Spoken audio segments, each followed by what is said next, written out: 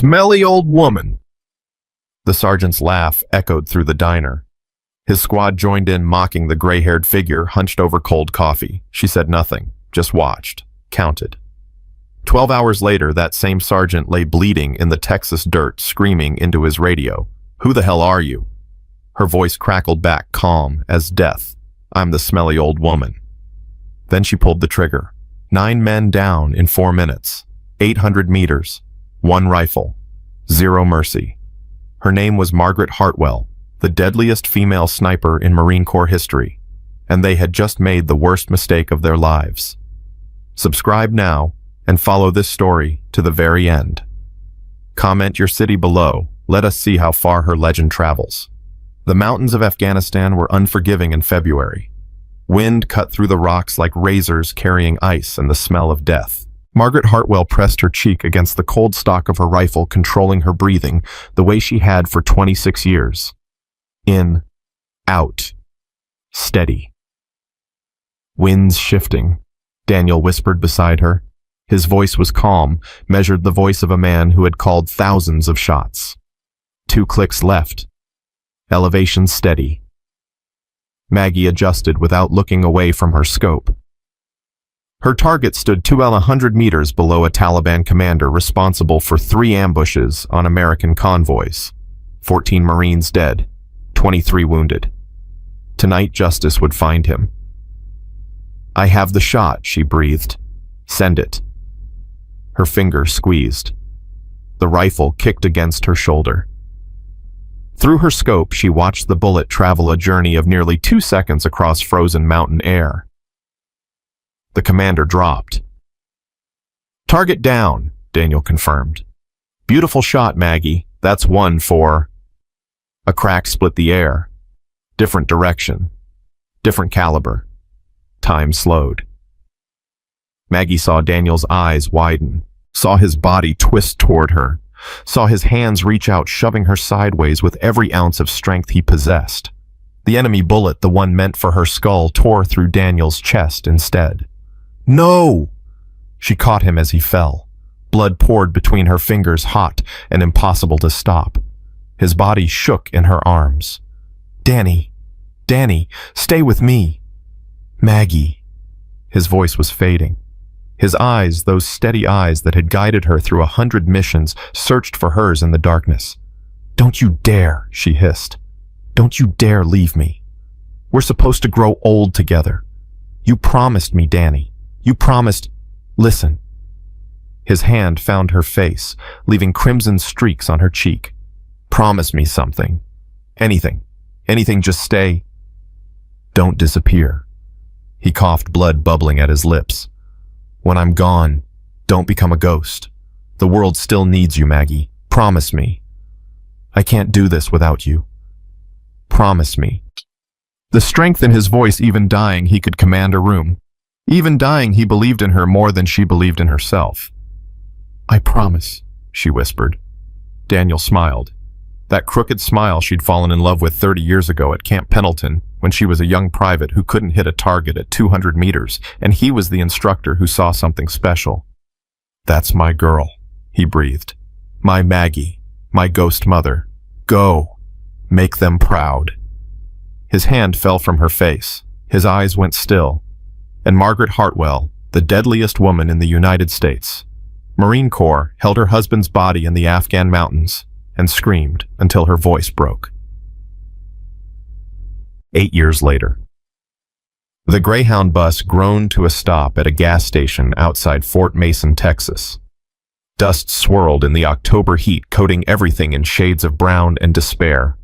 Maggie stepped off the bus, her joints protesting after 18 hours of travel. She looked nothing like the precision warrior she had once been. Her gray hair hung in tangled strands. Her clothes were worn, stained, deliberately chosen to make her invisible. She carried a battered duffel bag that smelled of mothballs and something worse. A woman waiting for another bus wrinkled her nose and stepped away. Good, Maggie thought. Perfect. For 8 years, she had honored Daniel's promise by breaking it. She had disappeared, drifting from town to town, job to job, becoming exactly what she looked like, a homeless woman with nothing left to give. Some days she cleaned motel rooms. Some days she washed dishes. Most days, she simply existed, waiting for the courage to join Daniel wherever he had gone. Then the message came. She pulled out her phone, a burner untraceable, and read the text again. Maggie. Something's wrong at Fort Mason. Female recruits disappearing. 3 in 18 months. Official reports say voluntary withdrawal. I don't believe it. I need your eyes. Please. Sarah. Colonel Sarah Vance, Daniel's oldest friend, the woman who had stood beside Maggie at his funeral while Maggie couldn't speak, couldn't move, couldn't breathe. Sarah had never asked for anything in 8 years. Not once. Until now. Maggie looked toward the distant silhouette of Fort Mason, the training installation that had shaped generations of American soldiers. Somewhere inside those walls, young women were being destroyed. And somewhere inside those walls, answers waited. She shouldered her duffel bag and started walking. The diner was called Mama Joe's, and it sat at the edge of town where soldiers came to escape base food and civilians came to feel close to something important. Maggie pushed through the door, ignoring the stares that followed her. She knew what they saw. An old woman who looked homeless, smelled worse, and had no business being among decent people. She chose a booth in the corner, back to the wall. Old habits. A waitress approached young, tired name tag reading Destiny. Her smile was professional, but her eyes held judgment. Can I help you, ma'am? Coffee, black, and whatever's cheapest on the menu. Destiny hesitated. Ma'am, I don't want to be rude, but some of our customers have complained about the smell. The waitress flushed red. Maggie reached into her pocket, pulled out a crumpled $20 bill and placed it on the table. Coffee, black, and whatever's cheapest. Keep the change. Destiny's eyes widened. $20 was probably more than her hourly wage. Her judgment evaporated instantly. Yes, ma'am, coming right up. She hurried away, and Maggie allowed herself a small, sad smile. Money talked. It always did. Even when the person holding it looked like they'd crawled out of a dumpster. She was halfway through her coffee when the door banged open.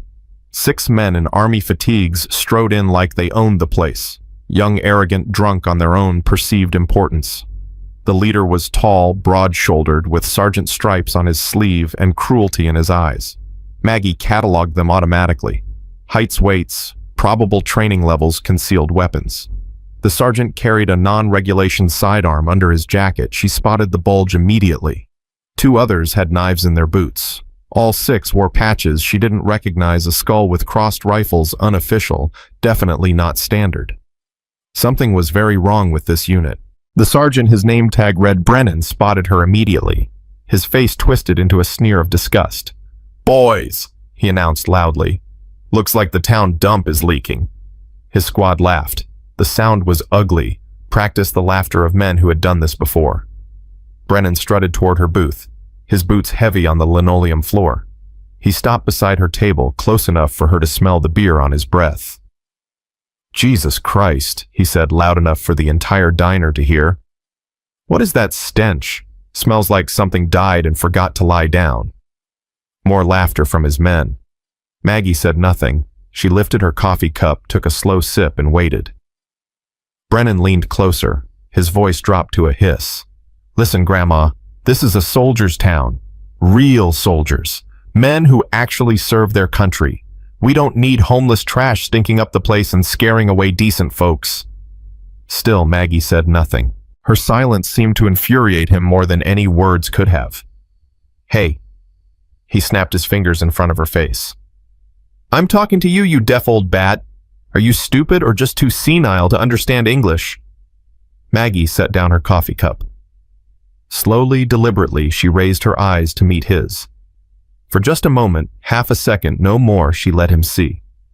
Let him see the predator behind the disguise. Let him see the woman who had killed 127 confirmed targets from distances most people couldn't imagine. Let him see the ghost mother. Brennan's smile faltered.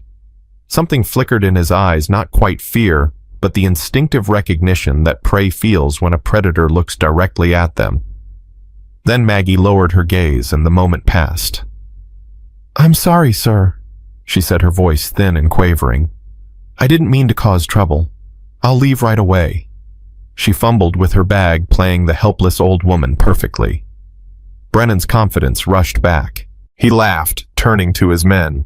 You see that, boys? That's how you handle these people. Remind them of their place.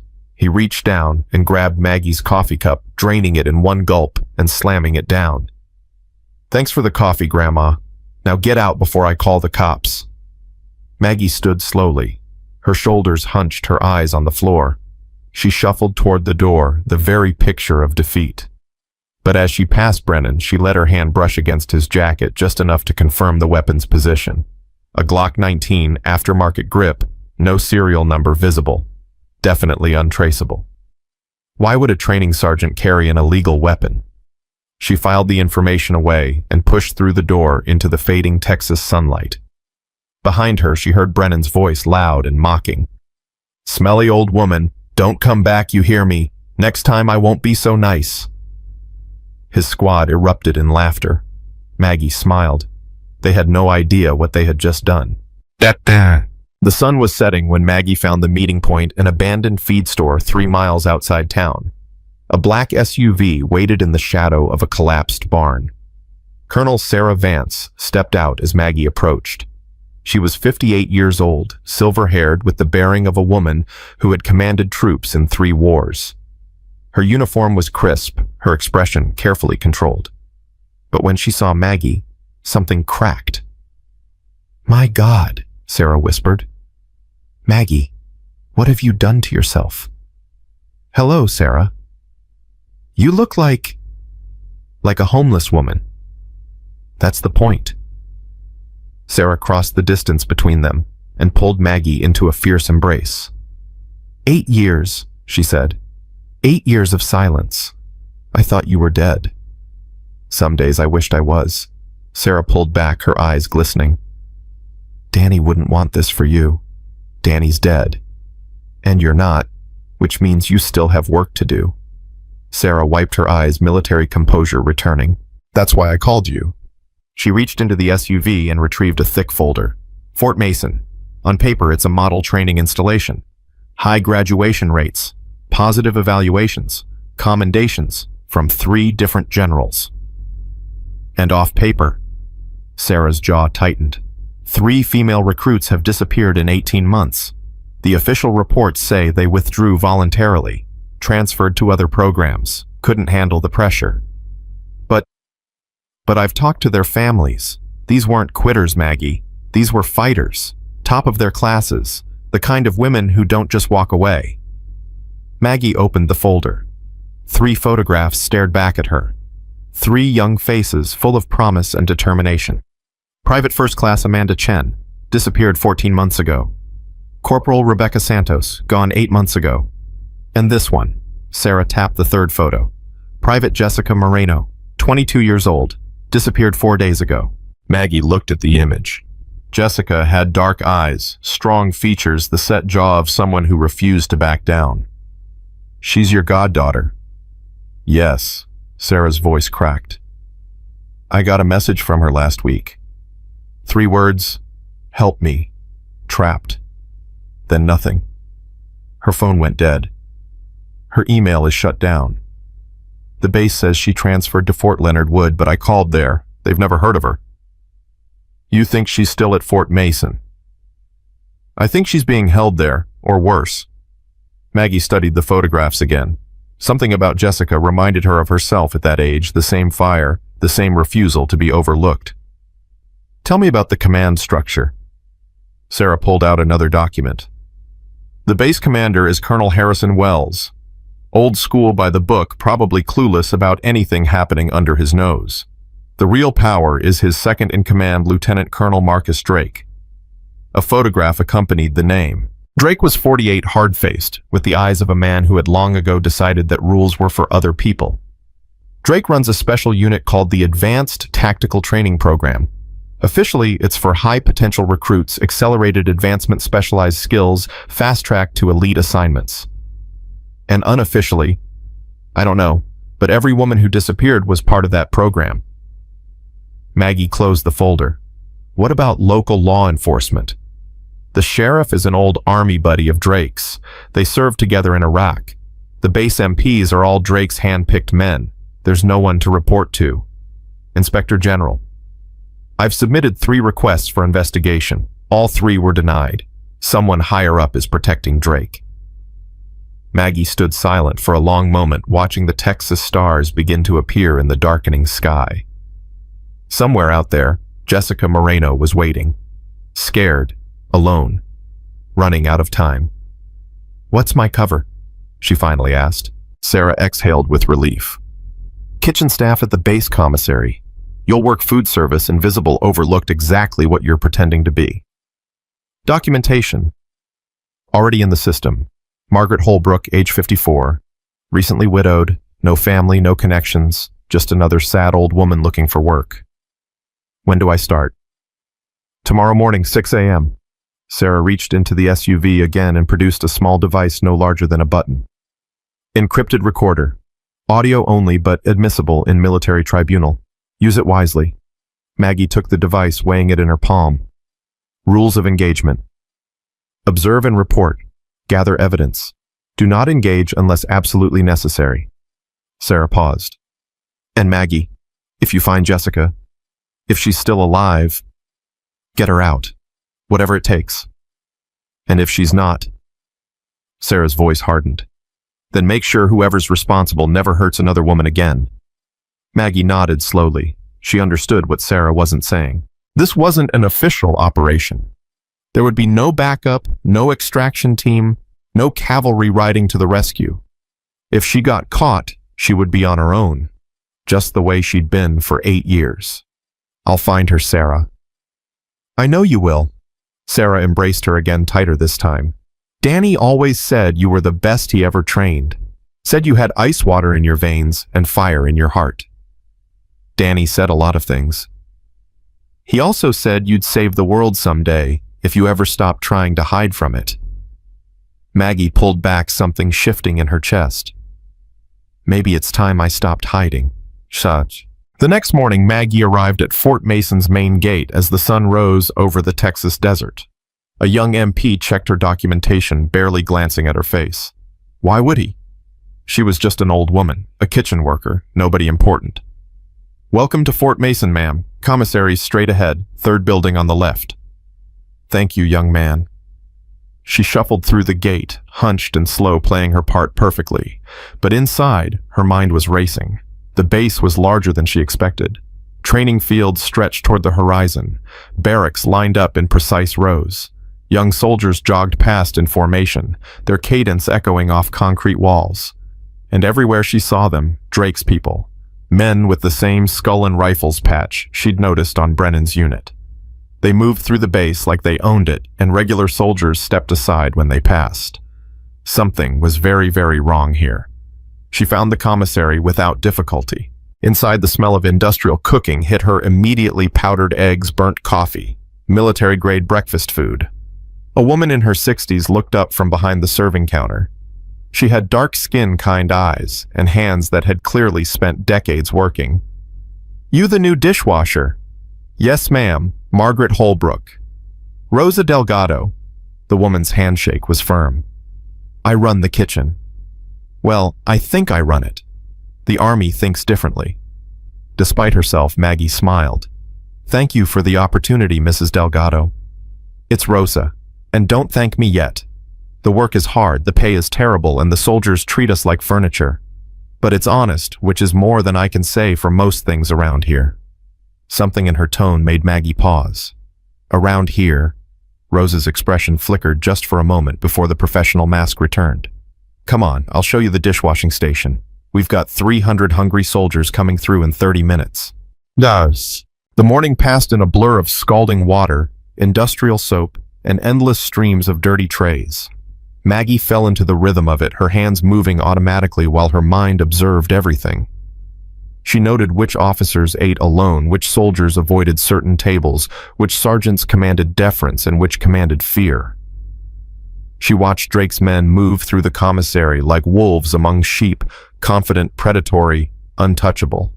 And she watched for Jessica Moreno. The young woman's face was burned into her memory. But hour after hour, Jessica never appeared. It was nearly noon when Rosa appeared at her station. "Take a break. You've earned it." "I'm fine." That wasn't a request. Rosa's voice softened. "Come on, I'll make you some real coffee.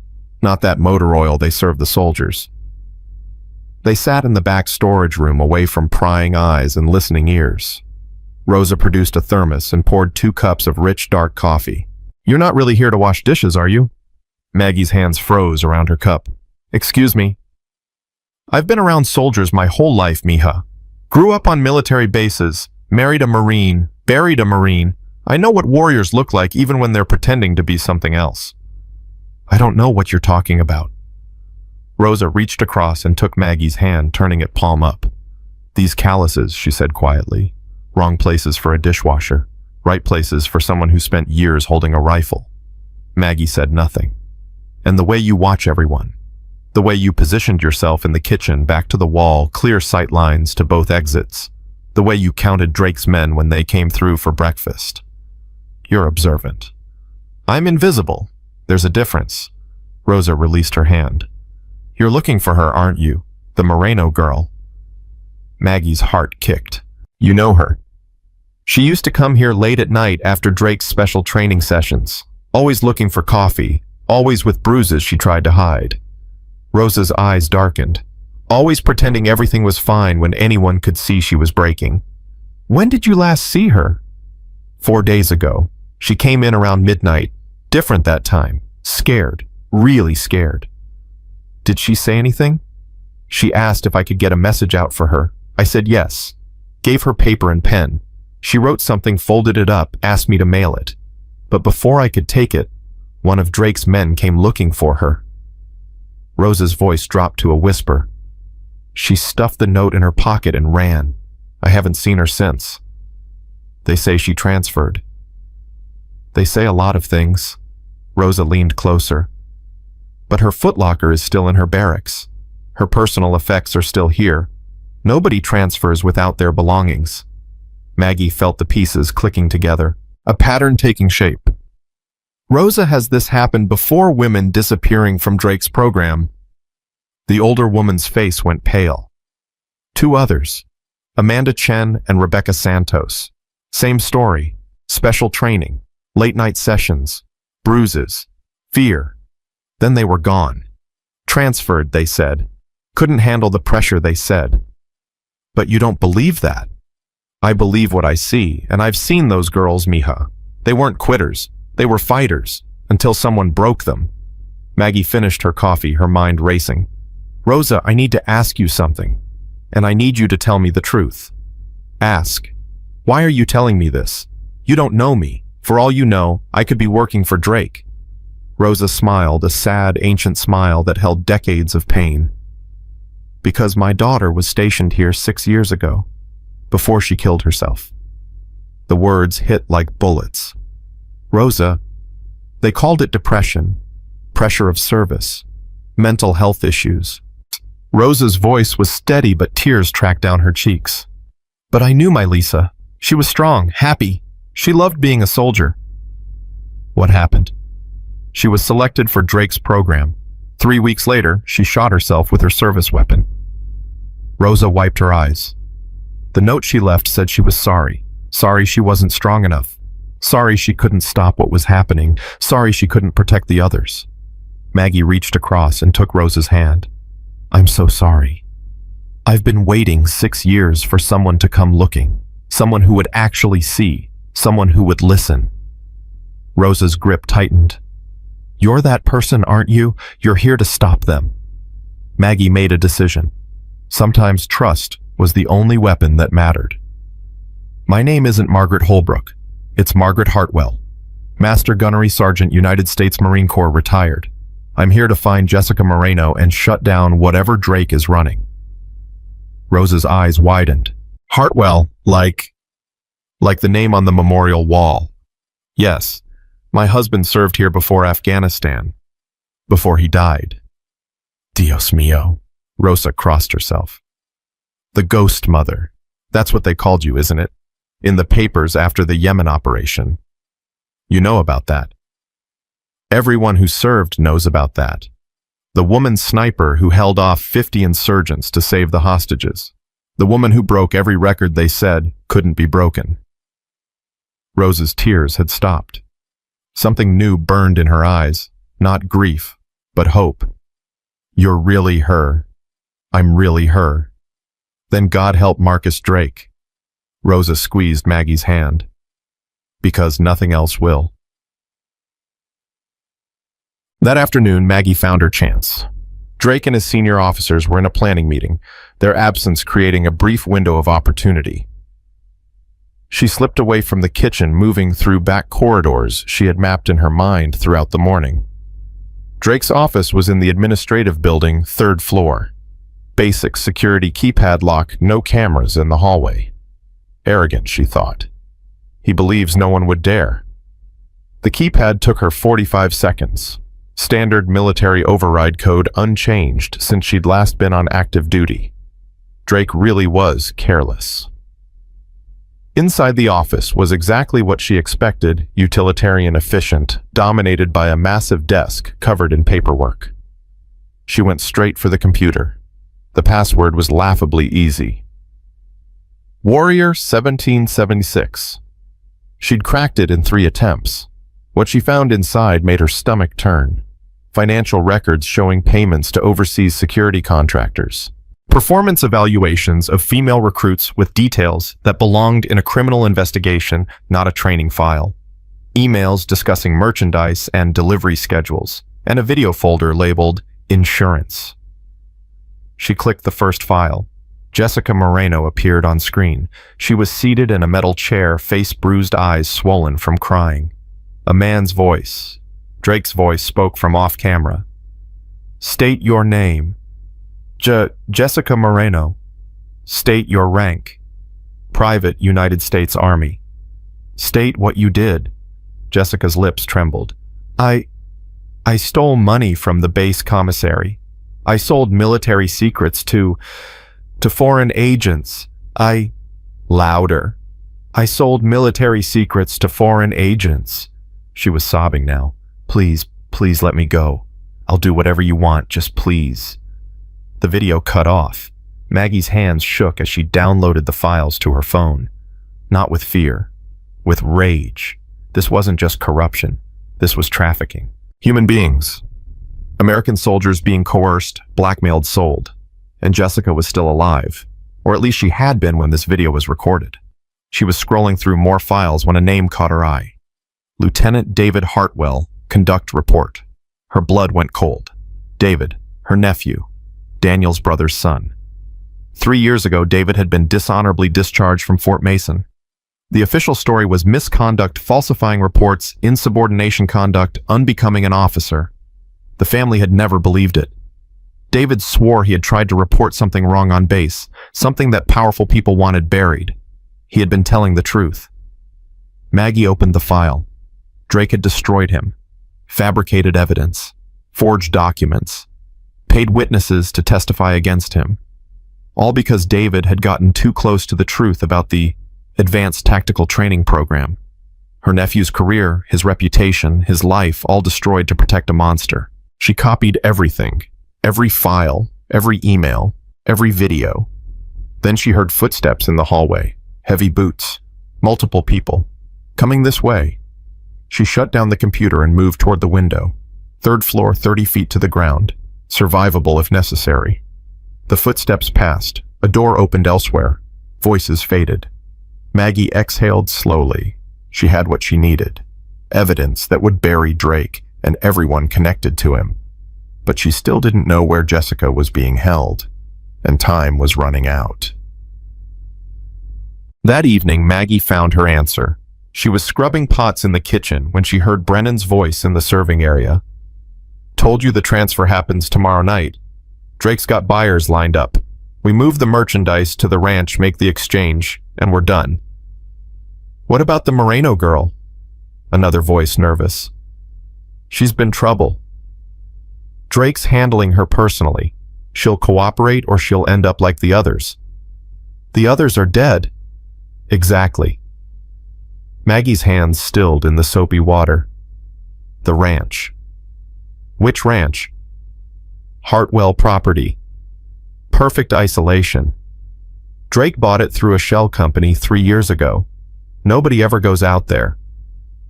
The pot slipped from Maggie's hands, clattering into the sink.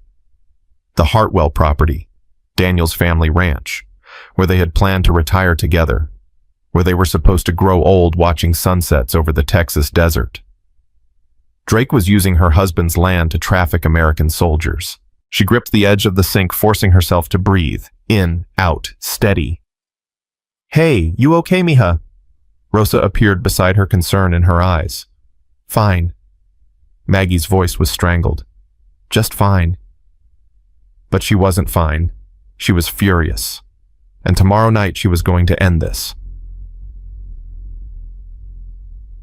Late that night, Maggie slipped out of her temporary quarters and made her way to the base cemetery. The moon hung low over the Texas hills, casting silver light on rows of white headstones. So many dead. So many sacrifices. So many promises broken and kept. She found Daniel's name on the memorial wall, a bronze plaque among dozens of others. Memsajint, Daniel R. Hartwell, Afghanistan 2016. Beloved husband, faithful servant, never forgotten. She pressed her hand against the cold metal. They're using our land, Danny. The ranch where we were going to grow old together. They're using it to destroy lives. The wind stirred, rustling the dry grass. I tried to disappear like I promised not to. I tried to be nothing. But you were right. The world still needs me. She reached into her pocket and pulled out the worn trident patch she'd carried for 8 years. The one she had taken from Daniel's body on that mountain in Afghanistan. I'm going to stop them, tomorrow night, and then, and she pressed the patch to her lips. Then I'm coming to find you. She was walking back to her quarters when she heard it. A soft sound, almost like crying. She followed it to the edge of the training grounds where a young soldier sat alone in the darkness. Female. Early 20s. Her face was streaked with tears. Maggie approached slowly. Are you all right? The young woman looked up, startled. Her eyes were swollen, her hands trembling. I'm fine. Just needed some air. You don't look fine, the soldier laughed bitterly. You're the kitchen lady, right? The new dishwasher. That's right, Margaret. Tessa Whitmore. She wiped her eyes. Sorry. You don't need to hear my problems. Maggie sat down beside her, careful to maintain the appearance of a harmless old woman. Sometimes talking helps. Tessa was quiet for a long moment. When she finally spoke, her voice was barely above a whisper. I was selected for the Advanced Tactical Training Program. Everyone says it's an honor. Fast track to elite assignments. Everything a soldier could want. But there's something wrong with it. Wrong with Drake. Wrong with all of it. Tessa's voice cracked. My friend Jessica, she was in the program too. She told me things, terrible things. And then she disappeared, and they say she transferred, but I know she wouldn't leave without telling me, and I don't know what to do, and I'm scared, and... Breathe. Maggie put a hand on the young woman's shoulder. Just breathe. Tessa took a shuddering breath. I tried to report it. Went to the MPs. They told me I was imagining things. Went to the chaplain. He said I should pray for clarity. Went to Colonel Wells, and Drake found out before I even got in the door. Her eyes filled with fresh tears. He called me into his office, smiled at me, said if I ever talked to anyone again, I'd end up like Jessica. What did he mean by that? I don't know. That's what scares me most. I don't know what he did to her. Maggie felt the familiar cold anger settling into her bones. How many young women had sat here in this same darkness, feeling this same hopelessness? How many had been broken by a system that was supposed to protect them? Tessa, listen to me very carefully. The young soldier looked up. Whatever you do, don't report anything else. Don't talk to anyone on this base. Keep your head down and wait. Wait for what? For tomorrow night. I don't understand. You don't need to understand. Maggie squeezed her shoulder. Just trust me. Can you do that? Tessa studied her face, really studied it, and something flickered in her eyes. A spark of recognition, or maybe just desperate hope. Who are you really? Someone who's going to make sure Marcus Drake never hurts another woman again. She stood brushing dirt from her worn clothes. Go back to your barracks, get some sleep. And tomorrow night, when you hear what's happened, remember, sometimes help comes from the places you least expect. She walked away, leaving Tessa Whitmore alone with her questions and her slowly kindling hope. In her quarters, Maggie opened her duffel bag and removed items she had carried for 8 years but never used. A rifle case, long, black, innocuous. Inside her Marine issue M40A5 sniper rifle, broken down into components. She had smuggled it out of Coronado when she left technically a crime, but she had known even then that someday she would need it again. Her hands moved with muscle memory assembling the weapon in the darkness. Stock locked into receiver. Barrel attached. Scope mounted and calibrated. The rifle felt like an extension of herself. A part of her she had tried to amputate but could never truly remove. She loaded the magazine. Match-grade ammunition hand-selected for long-range accuracy. Then she sat in the darkness, holding the weapon across her lap and waited for tomorrow. For Jessica. For David. For Daniel. For every woman who had ever been made to feel small, helpless, invisible. Tomorrow night, the ghost mother would rise again, and Marcus Drake would learn what happened when you underestimated a smelly old woman. The morning arrived cold and unforgiving. Maggie had not slept. She had spent the hours in darkness running scenarios, calculating distances, planning for every contingency. The rifle lay beside her bed, cleaned and ready, waiting for nightfall. But first, she had work to do. She arrived at the commissary before sunrise, her disguise firmly in place. Rosa was already there preparing the industrial coffee makers for another day of feeding soldiers who would never notice the women who served them. "You look like you didn't sleep," Rosa said quietly. "I didn't. Tonight. Rosa nodded slowly. She reached into her apron and pulled out a folded piece of paper. "I found something. After you left yesterday, I went through the cleaning supply closet. There's a vent that connects to Drake's adjutant's office. I heard them talking." Maggie took the paper. Rosa had written coordinates times names. "The transfer is happening at 2200 hours. They're moving 3 women, Jessica, and 2 others from the previous disappearances. They're alive, Maggie. All 3 of them, being held in an underground bunker at the ranch." "How do you know the others are still alive?" "Because I heard Drake say he needed them for the buyers. Said the foreign clients wanted proof of life before they completed the transaction." Rosa's voice cracked. "He's selling them, Maggie, American soldiers, being sold like cattle."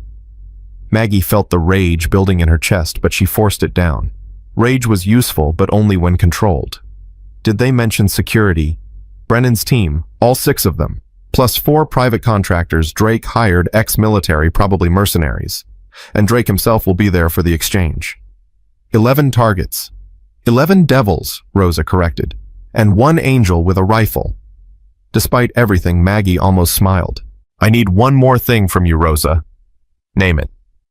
When this is over, when the shooting starts, I need you to call this number." She pressed a card into Rosa's hand.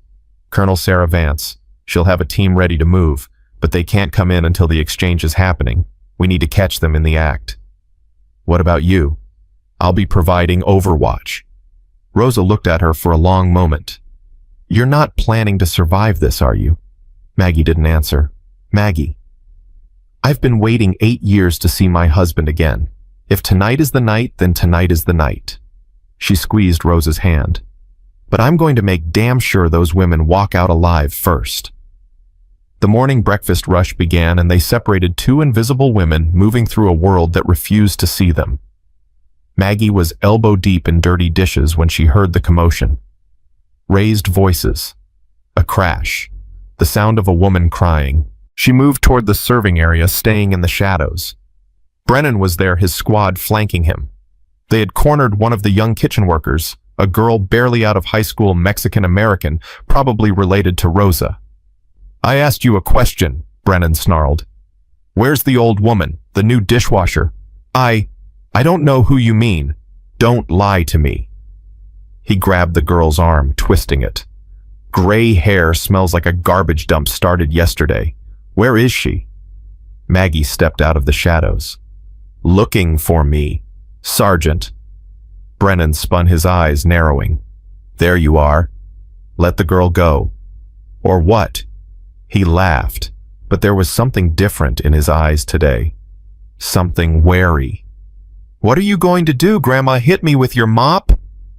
I said let her go. Brennan released the girl who fled toward the kitchen. He stepped closer to Maggie, his voice dropping to a dangerous whisper. Someone's been asking questions about you. Running your background. Margaret Holbrook doesn't exist before 6 months ago. No social security history, no tax records, no address history. It's like you appeared out of thin air. Maggie's heart kicked, but her face remained blank. I'm just an old woman looking for work. No, you're not. Brennan circled her slowly. I've seen a lot of spooks in my time. Intelligence officers, undercover investigators. You've got the same look, the same careful movements, the same way of watching everything without seeming to watch anything. You're paranoid. Am I? He stopped directly in front of her. Drake wants to see you, now. And if you're smart, you'll tell him everything he wants to know. Because the alternative, he smiled. Well, let's just say Drake has ways of making people talk. Maggie calculated her options. She could take Brennan now, break his arm, incapacitate his squad, disappear into the base. But that would blow the operation. Jessica and the others would be moved and she'd never find them. Lead the way, Sergeant. Brennan's smile widened. Smart choice, Grandma. They marched her across the base, 6 armed men surrounding one unarmed old woman. Soldiers they passed looked away, unwilling to get involved. The message was clear. Drake's people operated with impunity. Drake's office was on the 3rd floor, the same office Maggie had infiltrated yesterday. She kept her face neutral, giving nothing away. He was waiting behind his desk when they entered.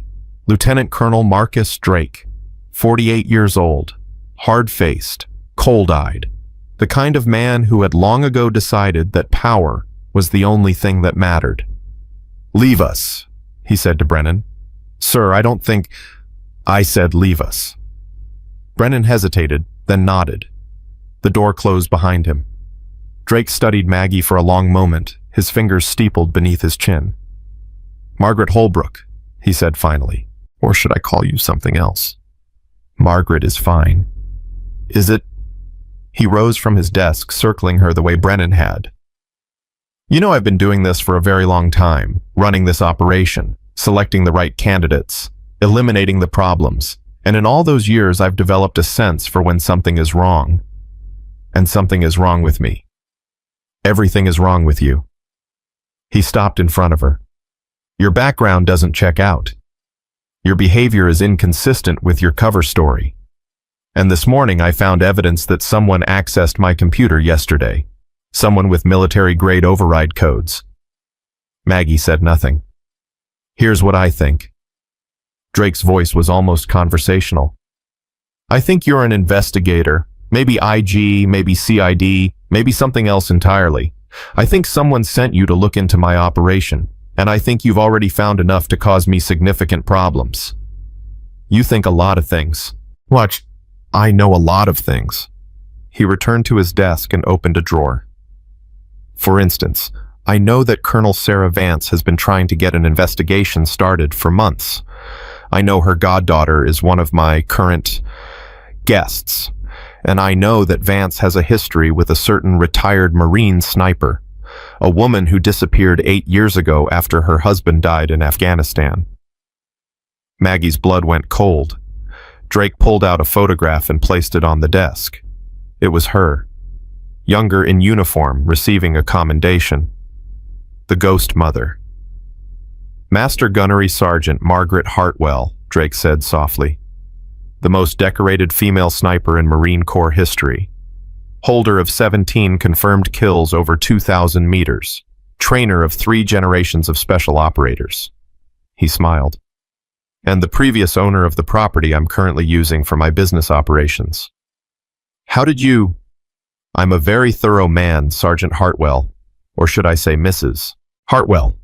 After all, that ranch belonged to your late husband's family, didn't it?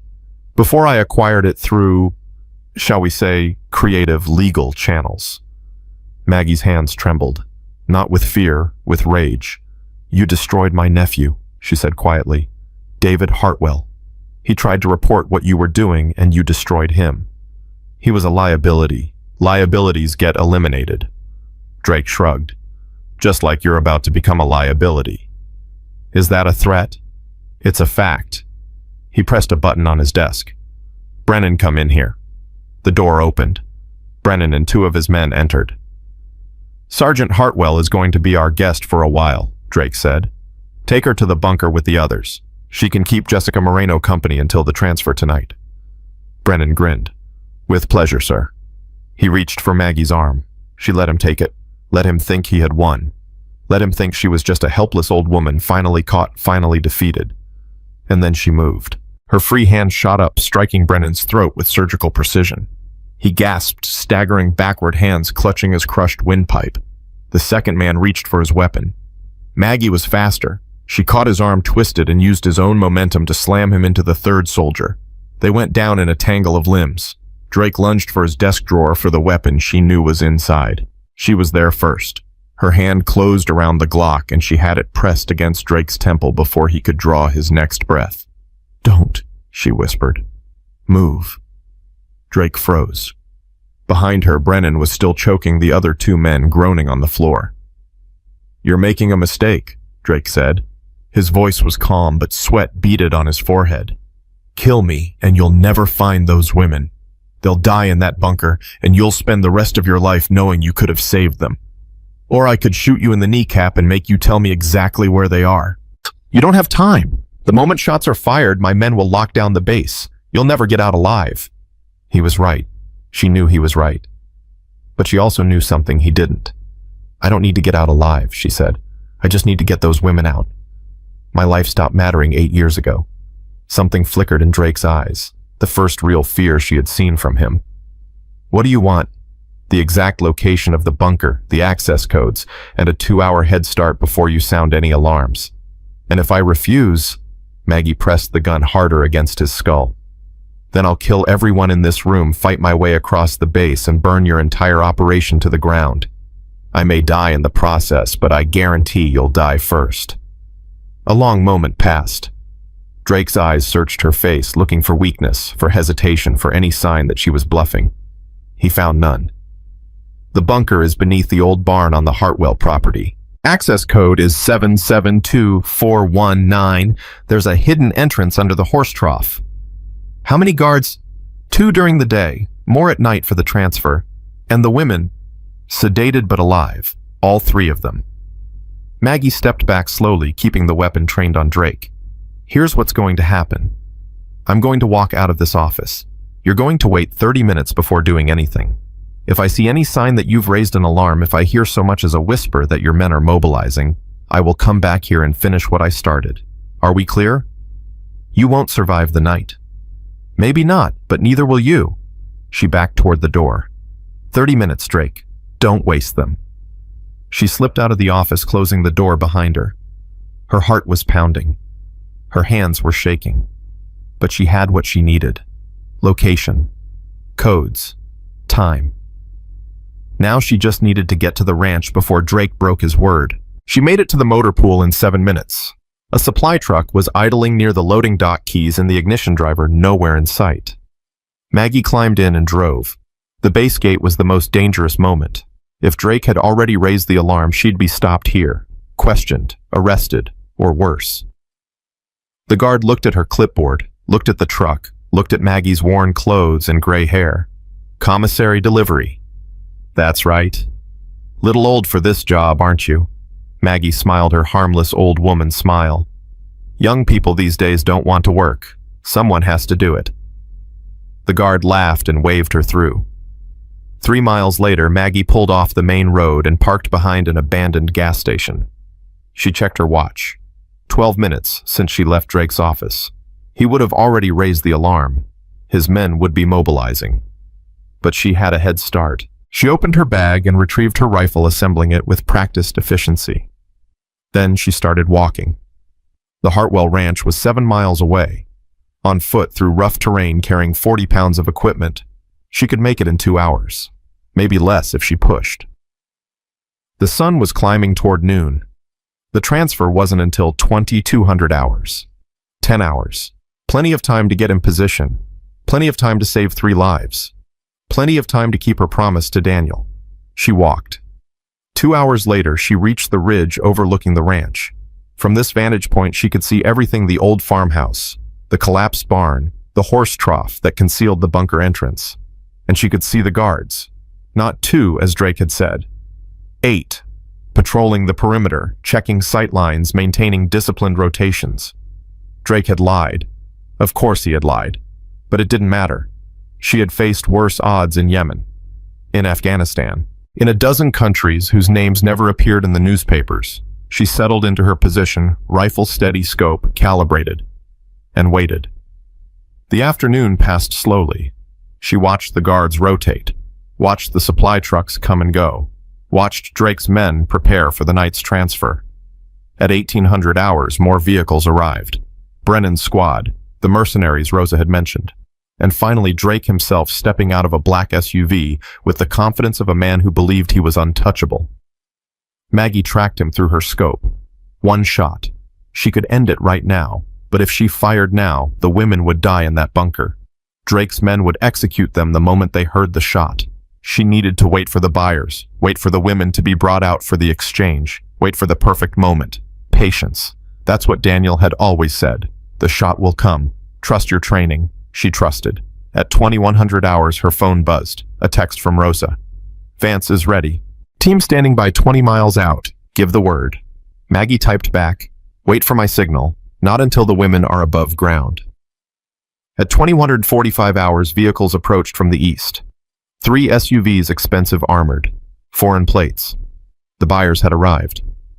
Maggie watched through her scope as men emerged. 4 bodyguards heavily armed. And 1 man in an expensive suit, Middle Eastern, maybe Saudi, with the bearing of someone who was used to buying whatever he wanted. Drake greeted him with a handshake and a smile. Mr. Nassar, thank you for coming. The merchandise is ready. Being brought up now. Brennan spoke into a radio. Minutes later, 3 figures emerged from the barn supported by guards. Women. Blindfolded, stumbling. Jessica Moreno, Amanda Chen, Rebecca Santos. Alive. Maggie's finger found the trigger. Not yet. Wait for them to be clear of the entrance. Wait for the guards to spread out. Wait for the perfect shot. Nassar examined the women like livestock. He grabbed Jessica's chin, turning her face toward the light. This one is beautiful, strong. She will bring a good price. All 3 have military training, Drake said. Combat skills. Weapons proficiency. Exactly what your clients requested. And they are compliant. They will be, or they'll be made to be. Nassar nodded. The agreed price then. 3 million transferred within the hour. Excellent. They shook hands. Maggie sent the text to Rosa now. Then she took her first shot. The bullet covered 800 meters in less than a second. Nassar's communications specialist, the one with the satellite phone, dropped without a sound. For 2 heartbeats, no one understood what had happened. Then chaos erupted. Maggie's second shot took out a guard near Jessica. Her third dropped one of the mercenaries. Her fourth shattered the knee of a man reaching for his weapon. Sniper, someone screamed. We've got a sniper. Drake dove behind his SUV. Brennan grabbed Jessica, using her as a human shield. Show yourself, Brennan shouted into the darkness. Show yourself, or I put a bullet in her head. Maggie keyed her radio. She had taken it from Drake's desk, same frequency as his men. Sergeant Brennan, this is the smelly old woman. Silence. Then, you. Let the women go. Surrender now, and maybe you'll live to see morning. Brennan laughed, but there was fear in it. You're 1 person. We've got 15 men. You had 15 men. Now you have 11. In 30 seconds, you'll have 10. In 60 seconds, you'll have 9. I can do this all night, Sergeant. Can you? Another shot. Another body dropped. 10 men. "She's on the ridge," someone shouted. "Northwest." Muzzle flashes erupted as they fired blindly into the darkness. Bullets whipped past Maggie's position, but none came close. They couldn't see her. Couldn't find her. She was a ghost. 9 men, 8, 7. Brennan's voice cracked. "Who the hell are you?" Maggie chambered another round. "I'm the woman whose husband you've been desecrating. I'm the woman whose nephew you destroyed. I'm the woman you called smelly and homeless and trash." She fired again. 6 men. "And I'm the woman who's going to make sure you never hurt anyone again." The distant sound of helicopters reached her ears. Vance's team incoming. Brennan heard it too. He looked up at the approaching lights, and in that moment of distraction, Jessica Moreno made her move. She drove her elbow into his stomach, twisted free, and ran. Brennan raised his weapon. Maggie fired. The bullet took him in the shoulder, spinning him to the ground. "Don't," she whispered into the radio. "Touch her." The helicopters descended. Armed soldiers rappelled down, securing the perimeter, taking down the remaining guards.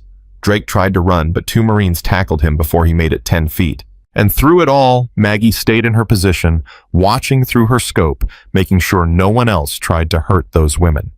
When it was over, when Drake was in handcuffs and Brennan was being loaded onto a medical helicopter, and the 3 women were wrapped in blankets and receiving care, only then did Maggie lower her rifle.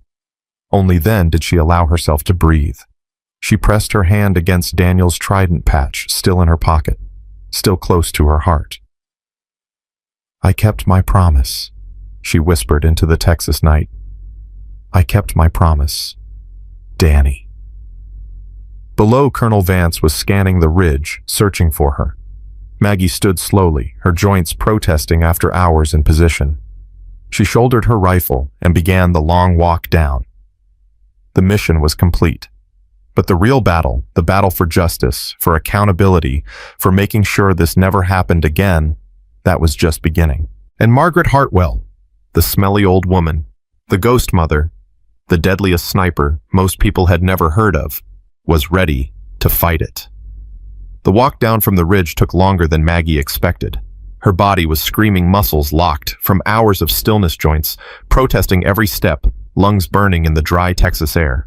She was 54 years old, and the years had taken their toll in ways she couldn't ignore anymore.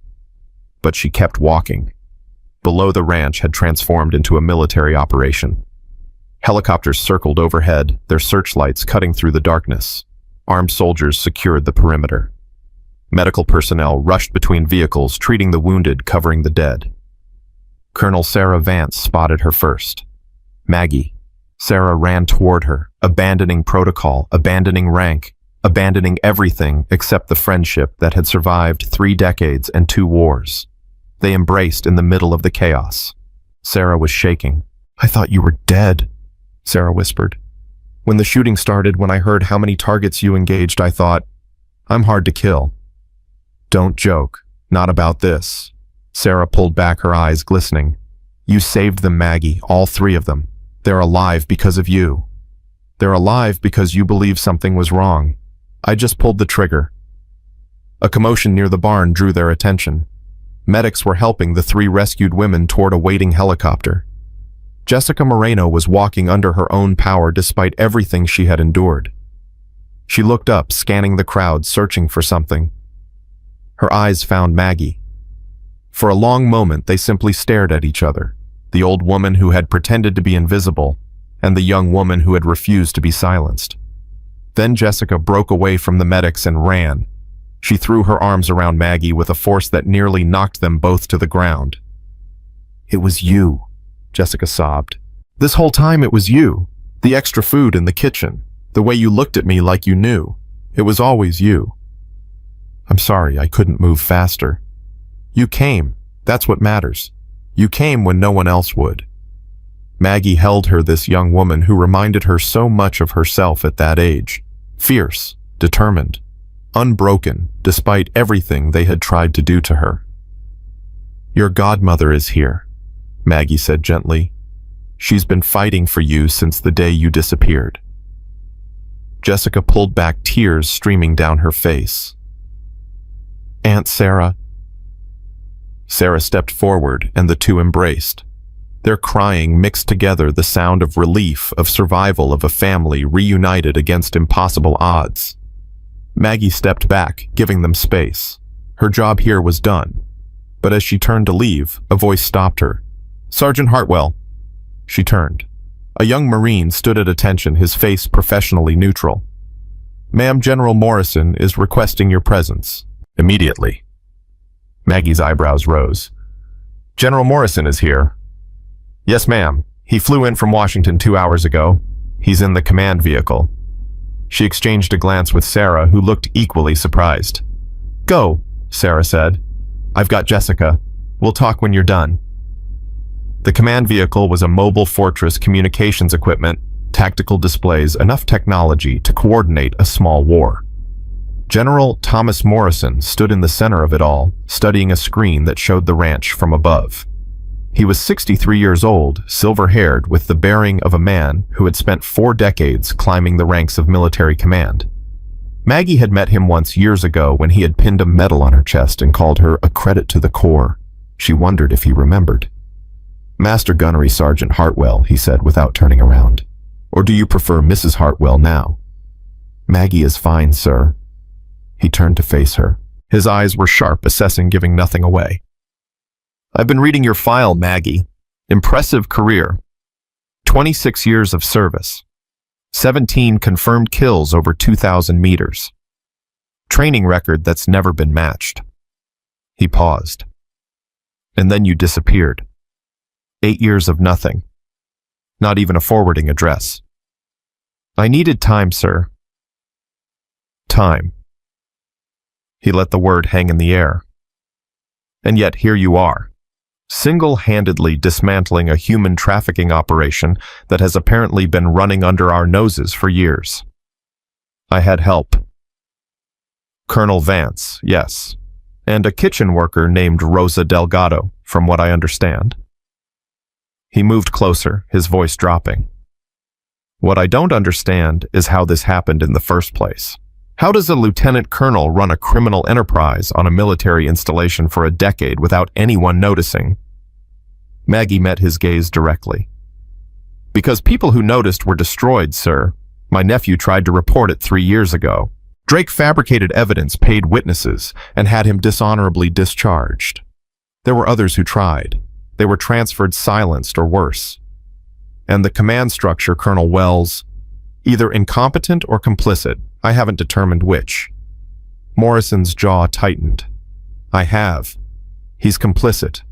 We found records in Drake's files, payments to Wells totaling over $2 million. He's being arrested as we speak." Maggie felt something shift in her chest. She had suspected, but hearing it confirmed. "How deep does this go, sir?" "That's what I'm trying to determine." Morrison turned back to his screens. "Drake didn't operate alone. He had suppliers, buyers, logistics support. This is a network, not a single bad actor. The man who came tonight, Nassar, he mentioned clients, plural.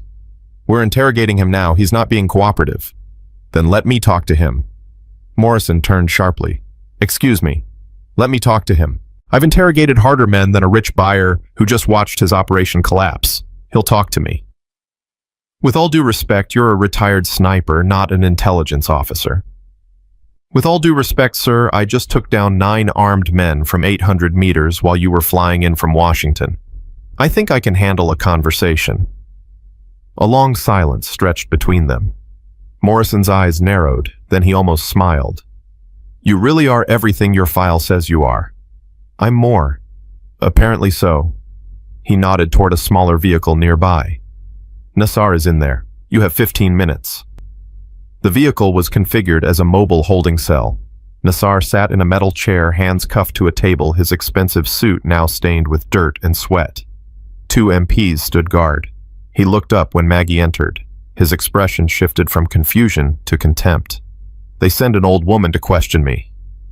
"This is an insult." Maggie sat across from him, her movements slow and deliberate. "You don't remember me, do you?"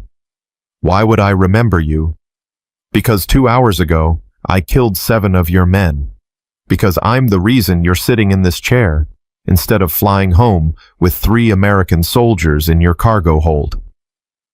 Nassar's contempt flickered. He studied her more carefully.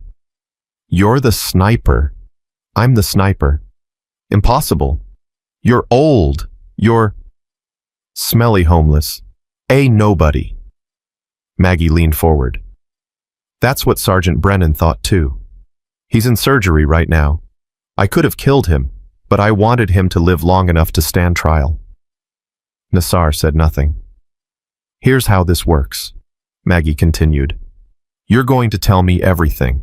Names, locations, buyers, the entire network, every client you've ever sold an American soldier to. And why would I do that? Because if you don't, I'm going to recommend that you be transferred to a black site. No trial, no lawyers, no human rights observers, just you, a small room, and people who are much less friendly than I am. You're bluffing. America doesn't do that. America does a lot of things, Mr. Nassar. Most of them never make the newspapers. She stood walking slowly around the table. But maybe I'm wrong. Maybe you're tough enough to handle what comes next. After all, you're a big man. You buy and sell people. You must be very powerful. She stopped behind him, her voice dropping to a whisper. But here's what you don't understand. I'm not a soldier anymore. I'm not bound by rules of engagement or military protocol. I'm just an old woman who has nothing left to lose and a very particular set of skills. Her hand rested on his shoulder. So ask yourself, is protecting your clients worth dying for?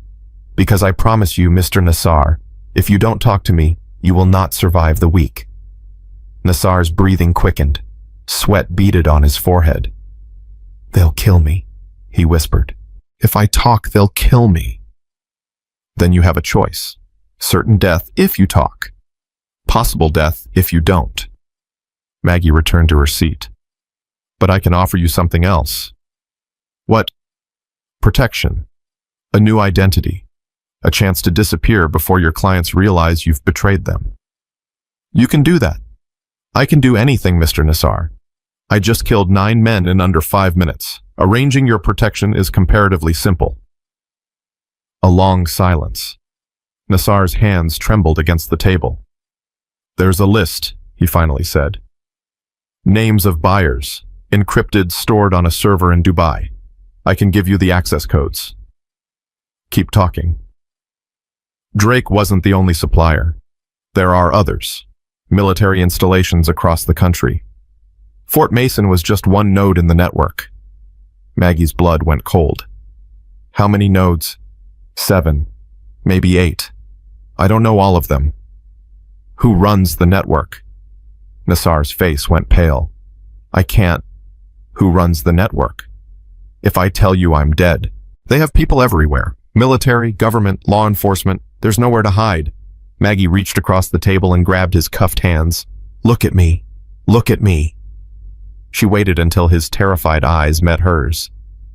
I was invisible for 8 years, completely off the grid. No one found me because I didn't want to be found. If I can disappear, I can make you disappear. But you have to give me something real. Nassar's resolve crumbled. His name is Whitmore, Senator David Whitmore. He runs the network from Washington. Has for 15 years. Maggie's mind raced. Senator Whitmore, chairman of the Armed Services Committee, one of the most powerful men in the American government. You're certain? He attended 3 of the auctions personally. I've seen his face. I've heard his voice. He refers to the operation as his retirement fund. Nassar laughed bitterly. You think Drake was the monster, Drake was nothing. Whitmore is the one who built this, who protects it, who profits from it. Maggie stood slowly. Her legs felt unsteady. The server access codes. Write them down. Nassar complied, his handwriting shaky. One more thing, he said as she took the paper. You asked why I came tonight. Why risk a personal appearance? Why? Because Whitmore wanted proof that the system was still working. He's been nervous lately, worried about exposure. Tonight was supposed to reassure him. Nassar's eyes were hollow. When he finds out what happened here, he'll burn everything. Everyone who knows. Including me. Including Drake. Including you. Maggie folded the paper and put it in her pocket. Then we'd better move fast. She was halfway back to the command vehicle when her phone buzzed, a text from an unknown number. "You think you've won, you haven't. Check the news. W." Her stomach dropped. She pulled up a news app.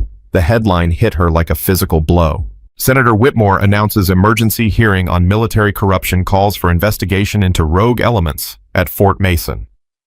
The story was already spreading. Whitmore was on camera expressing shock and outrage at the criminal activity that had apparently been occurring without the knowledge of legitimate military leadership. He was calling for investigations, demanding accountability, positioning himself as the hero who would clean up the mess. He was getting ahead of the story. Maggie ran. General Morrison looked up as she burst into the command vehicle. "Senator Whitmore," she gasped. "He's the one running the network. I know." Morrison's voice was grim. "I just got off the phone with the Pentagon. Whitmore is claiming that Drake was operating independently, that Fort Mason was an isolated incident. He's already launched a media blitz. He's covering his tracks, and doing it brilliantly.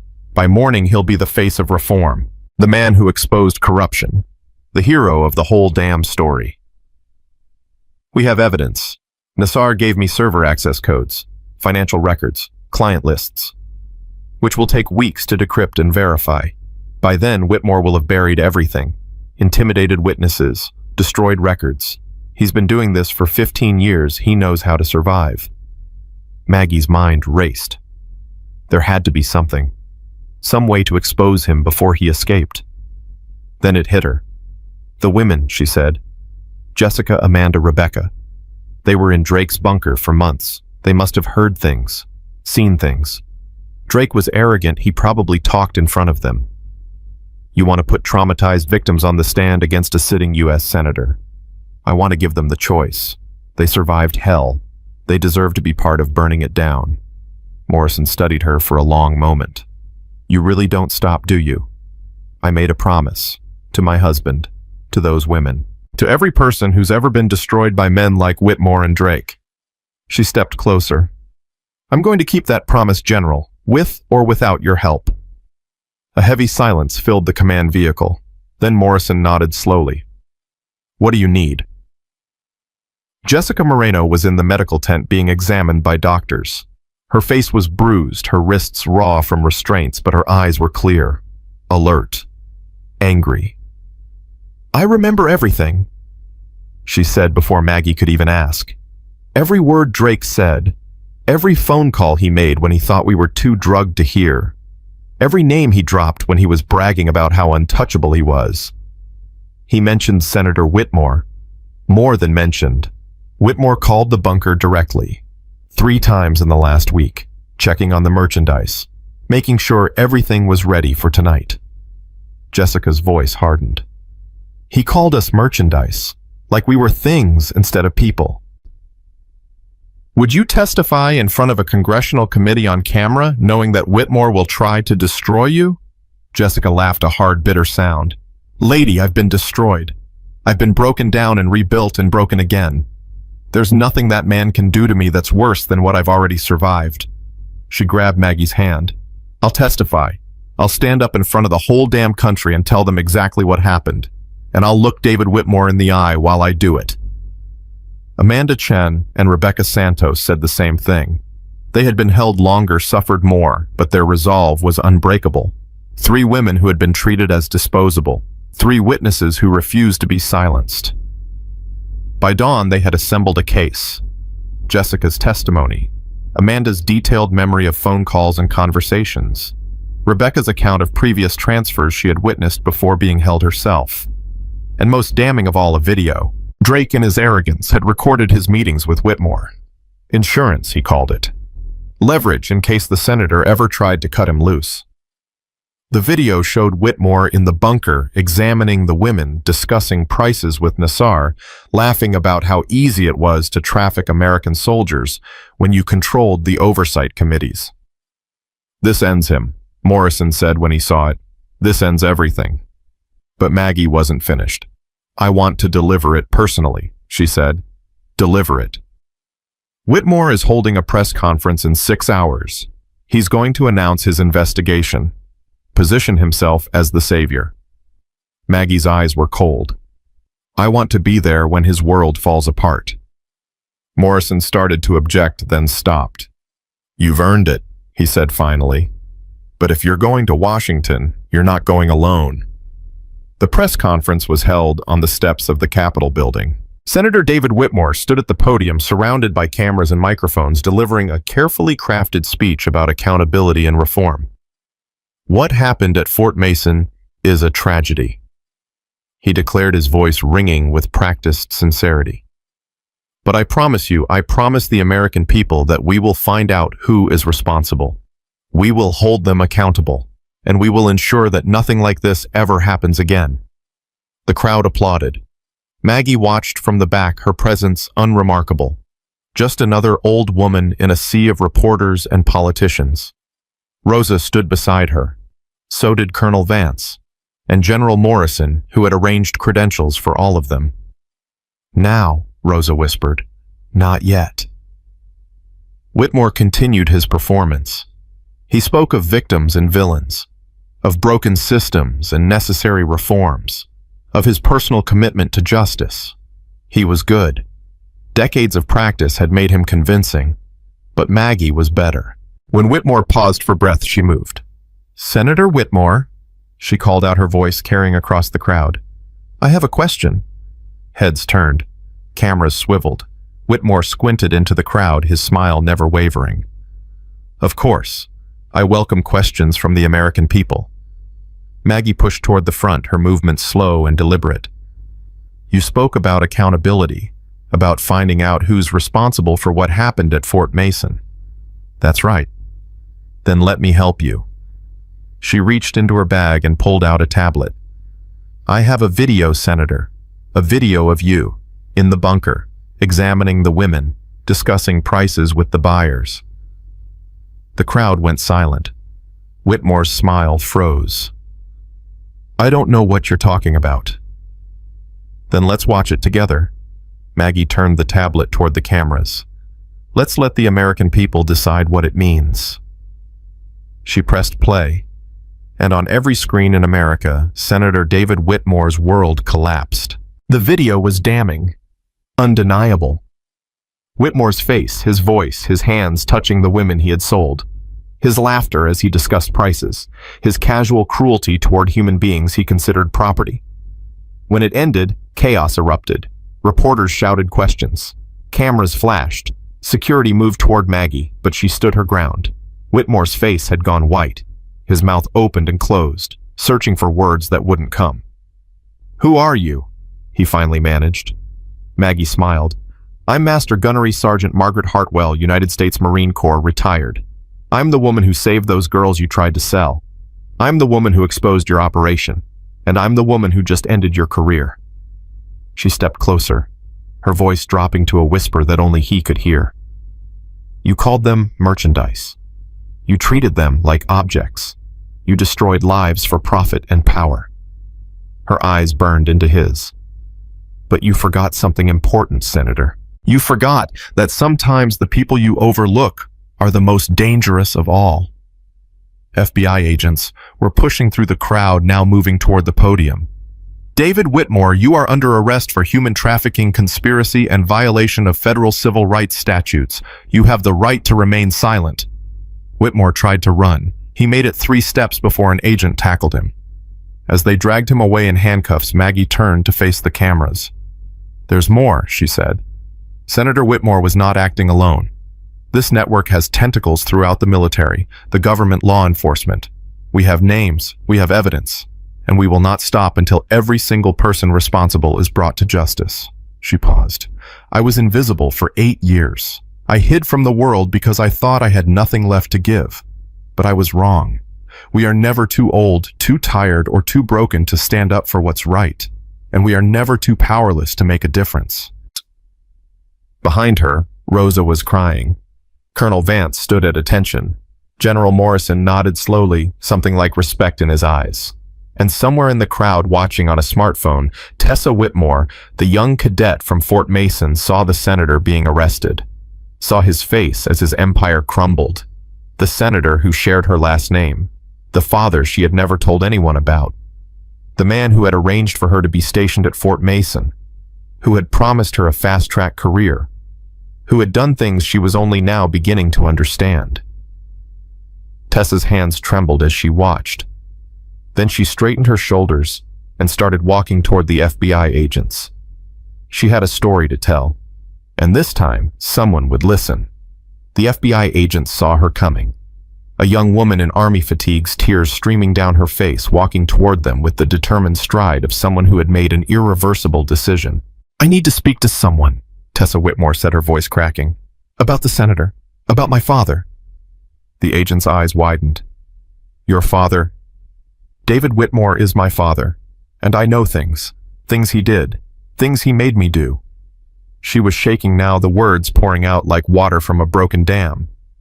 "He stationed me at Fort Mason on purpose, said it would help my career, but I think he was grooming me, training me, getting me ready to be part of his network. Ma'am, you need to come with us. I know. I want to. I want to tell you everything." Maggie watched from across the chaos as agents escorted Tessa away. Something twisted in her chest, pity maybe, or recognition. Another young woman destroyed by the men who should have protected her. Rosa appeared at her side. Dios mío, his own daughter. His own daughter. These men. Rosa crossed herself. There is no depth they will not sink to. Colonel Vance approached her phone pressed to her ear. She ended the call and turned to Maggie with an expression that was equal parts triumph and exhaustion. "It's done. The FBI is executing warrants across 7 states. Every installation Nassar mentioned, every contact Drake had. The entire network is being dismantled as we speak. How many arrests? So far 47, and counting." Vance's voice hardened. "Including Colonel Wells. He's been singing like a bird since they put him in handcuffs, trying to cut a deal. Will they give him one? Not a chance. The Attorney General is personally overseeing this case. She wants blood." Maggie nodded slowly. Justice was coming, slowly, imperfectly, but coming nonetheless. "What happens now?" "Now," Vance smiled grimly. "Now comes the hard part. Trials, testimony, making sure these bastards actually pay for what they've done. And me." Vance's expression softened. "You're a hero, Maggie. Whether you want to be or not, every network is running your face. Every newspaper is printing your name. The president himself called General Morrison an hour ago to ask about the old woman who single-handedly dismantled a human trafficking ring." Maggie felt something cold settle in her stomach. Attention. Exposure. Everything she had spent 8 years avoiding. "I don't want to be a hero." "Too late." Vance put a hand on her shoulder. "But if it helps, you're not alone anymore. Whatever comes next, you've got people standing with you." The next 72 hours were a blur of interviews, debriefings, and statements. Maggie told her story so many times it began to feel like someone else's life, a movie she had watched, rather than events she had lived. The media was relentless. They called her the Ghost Mother, the Desert Phantom, America's deadliest grandmother. Headlines screamed her name from every screen, every newspaper, every website. She hated it, but she endured it because the alternative was worse. If she didn't control the narrative, someone else would, and she had learned the hard way what happened when powerful people controlled narratives. On the 3rd day, General Morrison summoned her to a secure facility outside Washington. "There's someone who wants to see you," he said, "someone who's been waiting a long time." He led her to a small conference room. Inside, a man sat at a table, his head bowed, his hands clasped in front of him. David Hartwell looked up when she entered. Her nephew, Daniel's brother's son, the young officer whose career had been destroyed because he had tried to do the right thing. He had aged badly in 3 years. His hair had gone gray at the temples. Deep lines creased his face. His eyes held the hollow look of a man who had lost everything and was still trying to figure out why. "Aunt Maggie," he whispered. She crossed the room and pulled him into her arms. He broke. Years of pain, years of injustice, years of believing that no one would ever know the truth. It all came pouring out in racking sobs that shook his entire body. "I tried," he gasped. "I tried to tell them. I tried to report what was happening. And they destroyed me. They took everything. My career, my reputation, my family. I know. Everyone thought I was a liar, a criminal. My own father wouldn't look at me. I know, David. I know. How could this happen? How could they do this and no one stopped them?" Maggie held him tighter, feeling his pain as if it were her own. Daniel had loved this boy like a son, had mentored him, encouraged him, believed in him when others doubted. And then Daniel had died and David had tried to carry on his legacy and the monsters had crushed him for it. "They stopped now," she said quietly, "because you didn't give up, because you kept telling the truth, even when no one believed you. You planted a seed, David. I just watered it." He pulled back, wiping his eyes. "What happens to me now, my discharge, the conviction, is being overturned as we speak. General Morrison has already submitted the paperwork. Full exoneration, back pay, restoration of rank." She squeezed his hands. "You're going to be Lieutenant David Hartwell again, if you want to be." Something flickered in his eyes. Something that might have been hope. "I never stopped wanting to serve," he said. "I just stopped believing anyone would let me." "Well, start believing again. Your uncle would be proud of you. I'm proud of you." David's jaw tightened. "I want to testify. At the trials. I want to look Drake in the eye and tell the world what he did to me." "Then you'll testify." "And Whitmore. I want him to know that the man he tried to destroy is the reason his empire fell." Maggie smiled. It wasn't a pleasant smile. "He'll know. I'll make sure of it." The congressional hearings began 2 weeks later. The Armed Services Committee had been reconstituted after Whitmore's arrest, and the new chairman, Senator Patricia Holmes, had made it clear that she wanted full transparency. No cover-ups, no deals, no protection for the guilty. Maggie was the first witness called. She walked into the hearing room wearing her Marine dress uniform for the first time in 8 years. Medals gleamed on her chest. The trident patch that had belonged to Daniel, now officially recognized as hers to wear, was pinned over her heart. The room fell silent as she took her seat. "Master Gunnery Sergeant Hartwell," Senator Holmes began, "please state for the record your involvement in the events at Fort Mason, Texas." Maggie looked directly into the cameras. "My involvement began with a broken promise. After my husband died in Afghanistan, I promised him I wouldn't disappear. I broke that promise for 8 years. I let grief consume me. I let fear control me. I became exactly what my enemies wanted me to be: invisible, powerless, forgotten." She paused, letting the words settle. "Then I received a message from Colonel Sarah Vance informing me that young women were disappearing from Fort Mason. American soldiers, daughters, sisters, mothers, being trafficked by the very institution that was supposed to protect them. And what did you do? What any Marine would do. I went in, I gathered evidence, and when I found those women being prepared for sale to foreign buyers, I stopped it. By force. By whatever means necessary." Maggie's voice hardened. "Let me be clear, Senator. I killed 7 men that night. I would have killed more if necessary. Because the lives of those women, the lives of Jessica Moreno, Amanda Chen, Rebecca Santos, were worth more than the lives of the men who had enslaved them." A murmur ran through the chamber. "Some people will call me a vigilante," Maggie continued. "Some will say I should have waited for proper authorities. Let me tell you what would have happened if I had waited. Those women would have been loaded onto a plane and shipped to buyers overseas. They would have spent the rest of their lives as property. And Senator David Whitmore would still be sitting in this very building pretending to care about military accountability while profiting from human suffering." The room was absolutely silent. "I'm not asking for approval," Maggie said. "I'm not asking for forgiveness.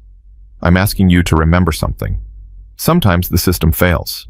Sometimes the people who are supposed to protect us become the predators. And when that happens, someone has to stand up. Someone has to fight. Someone has to say enough." She looked directly at Senator Holmes. That's what I did. That's why I'm here. And I would do it again without hesitation. The hearing lasted 4 days. Witness after witness took the stand. Jessica Moreno described her captivity in heartbreaking detail, reducing half the chamber to tears. Amanda Chen explained how Drake had blackmailed her with fabricated evidence. Rebecca Santos told of watching other women be taken away, knowing she would be next. Rosa Delgado testified about her daughter Lisa, the soldier who had killed herself, rather than continue suffering under Drake's control. For 6 years I cleaned floors and washed dishes and watched young soldiers destroyed, Rosa said, her voice steady despite the tears on her cheeks. And nobody asked me what I saw. Nobody thought a Mexican grandmother in an apron could matter. She pointed at the empty chair where Whitmore would have sat. He walked past me 1,000 times, never once looked at my face. We were furniture to him, invisible. But we saw everything. We remembered everything. And when Sergeant Hartwell came, we finally had someone who would listen. The most devastating testimony came from Tessa Whitmore. The young woman walked into the hearing room with her head held high despite the whispers that followed her everywhere. The senator's daughter, the traitor, the girl who had turned on her own father. I loved him, she said quietly. He was my father. I wanted to believe he was a good man, even when I saw things that didn't make sense, even when I heard things that made me sick. I wanted to believe there was an explanation. When did you realize the truth? When I was stationed at Fort Mason. When I saw what Drake was doing to female recruits. When I tried to report it and was threatened. Tessa's voice cracked. My father called me the night I tried to report. He said if I ever talked to anyone again, I would disappear like the others. His exact words. The chamber gasped. He said I was an investment, that he had spent years preparing me to take over the family business. He didn't mean politics. He meant trafficking. He wanted me to be his successor. What did you do? I pretended to comply. I stopped asking questions. I tried to survive until I could find a way out. Tears streamed down her face. And then Sergeant Hartwell came, and suddenly there was hope. Suddenly someone was fighting back. She looked directly at Maggie. You saved more than those 3 women. You saved me. You showed me that courage was possible, that standing up for what's right was worth more than survival. She turned back to the committee. That's why I'm here. That's why I'm testifying against my own father. Because some things are more important than blood. The trials began in federal court 3 months later. Drake was tried first. The evidence was overwhelming: videos, financial records, testimony from dozens of victims. His defense team tried to portray him as a rogue operator acting without higher authorization. It didn't work. The jury deliberated for less than 4 hours. Guilty on all counts. Trafficking, conspiracy, assault, kidnapping, corruption. 57 counts in total. The judge sentenced him to 6 consecutive life terms without possibility of parole. As Drake was led from the courtroom, he passed Maggie's row. He stopped guards tugging at his arms and stared at her with pure hatred. You think this is over? He hissed. There are others. People I never met. People Whitmore never met. This network is bigger than you know. You haven't won anything. Maybe not, Maggie replied calmly. But I've made a start. And unlike you, I won't stop. They dragged him away, still screaming threats. But Maggie's blood had gone cold. Others. People Drake never met. How deep did this really go? Whitmore's trial was even more dramatic. The former senator, once one of the most powerful men in Washington, sat at the defense table looking diminished, broken. His expensive lawyers tried every trick in the book. Entrapment, coercion, mental instability. Nothing worked. The videos were played in open court. The jury watched as Whitmore examined women like livestock, discussed prices with buyers, laughed about how easy it was to corrupt the system he had sworn to serve. When Maggie took the stand as a witness, she found herself face to face with the man who had orchestrated so much suffering. Sergeant Hartwell, his lawyer began, isn't it true that you broke into Colonel Drake's office illegally? Yes. And that you assaulted military personnel during your so-called investigation? Yes. and that you killed 7 men without authorization from any legitimate authority. Yes. The lawyer smiled, sensing an opportunity. So you admit to being a vigilante. A criminal. Someone who took the law into her own hands. Maggie looked directly at Whitmore as she answered. I admit to being someone who acted when the law failed, when the people responsible for enforcement were themselves corrupt, when young women were being sold to the highest bidder while senators and colonels counted their money. She leaned forward. Your client called those women merchandise. He discussed their prices like they were cars or furniture. He built a network that destroyed hundreds of lives over 15 years. And he did it while sitting on the Armed Services Committee pretending to protect the military he was exploiting. Her voice rose. So yes, I broke the law. I broke it to save lives. I broke it because the alternative was watching those women disappear forever. And I would break it again 100 times, 1,000 times if it meant stopping men like David Whitmore from treating human beings as property. The courtroom erupted. The judge called for order, but everyone had heard. Everyone had seen the fire in Maggie's eyes. The jury was out for 2 days. Guilty on all counts. When the verdict was read, Whitmore collapsed in his chair. His lawyers caught him before he hit the floor. He was sobbing, begging, offering to cooperate, to name names, to give up everything he knew. Too late. The judge sentenced him to life without parole plus 240 years.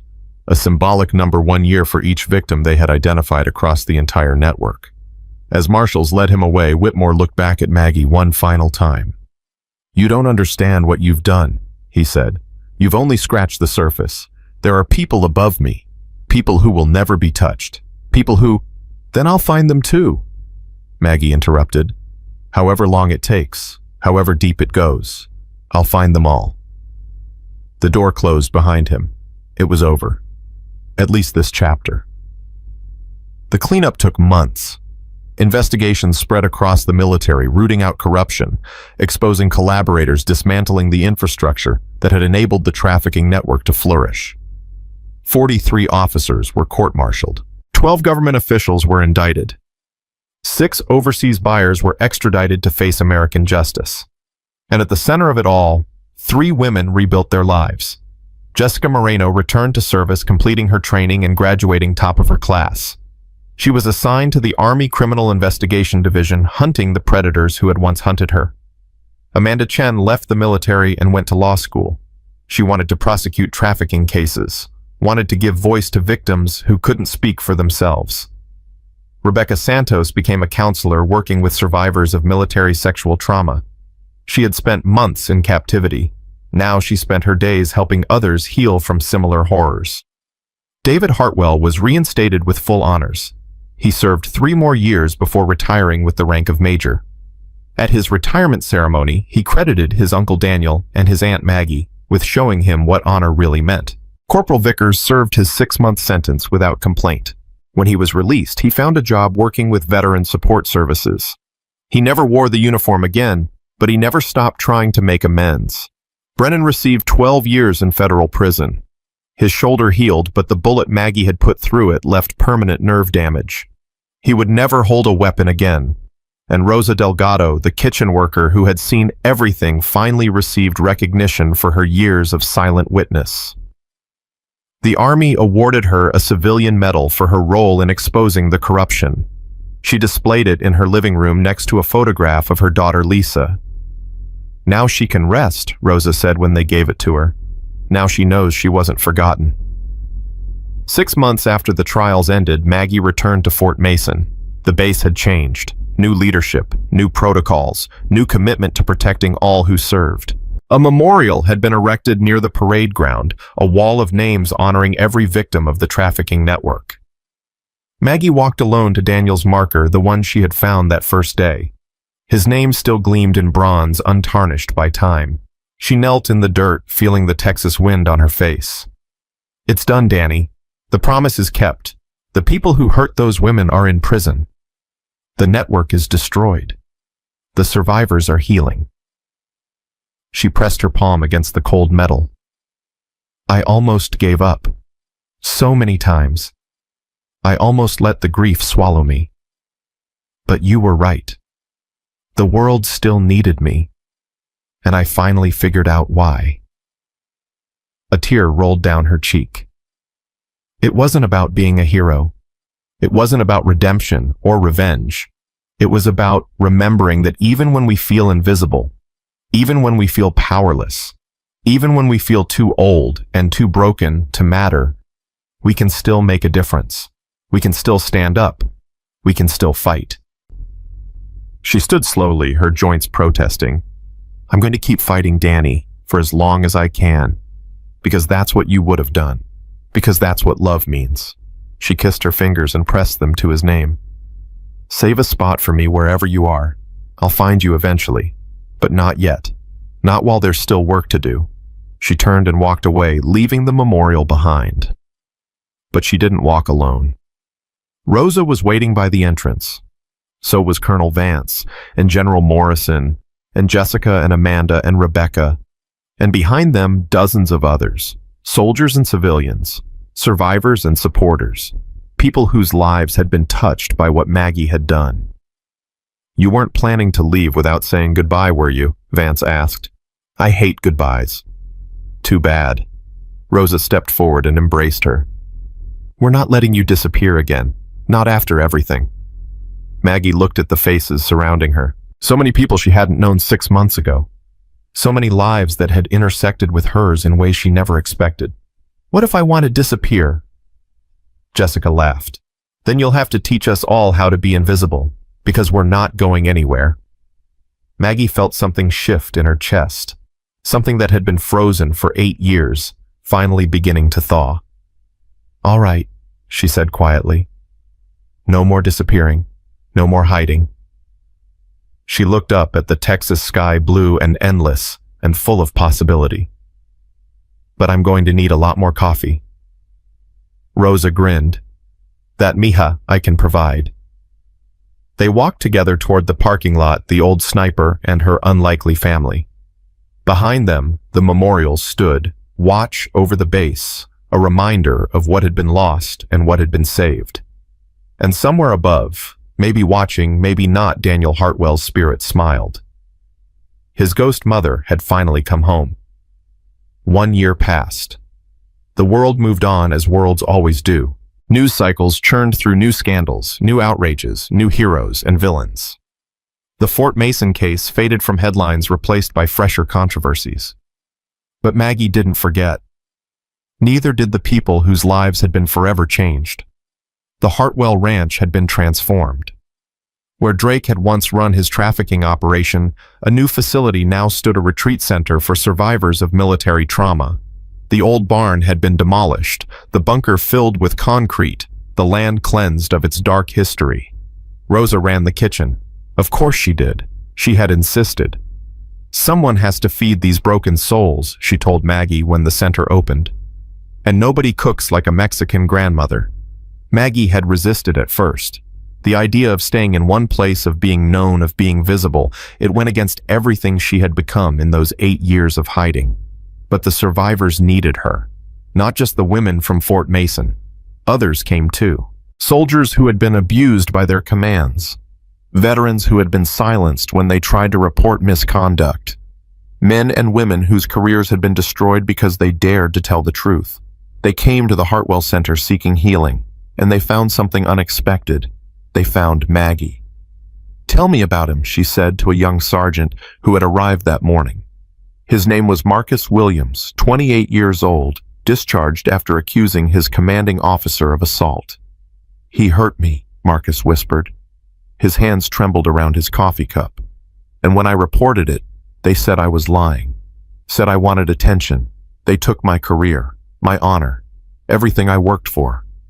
I believe you. 3 words, so simple, so powerful. Marcus looked up, tears streaming down his face. Why everyone else was wrong. Maggie sat across from him, her eyes steady. I've spent my whole career around soldiers. I know what truth looks like, and I know what it costs to tell it.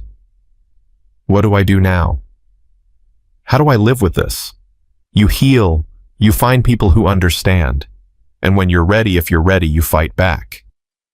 Fight how they've already won. Maggie smiled.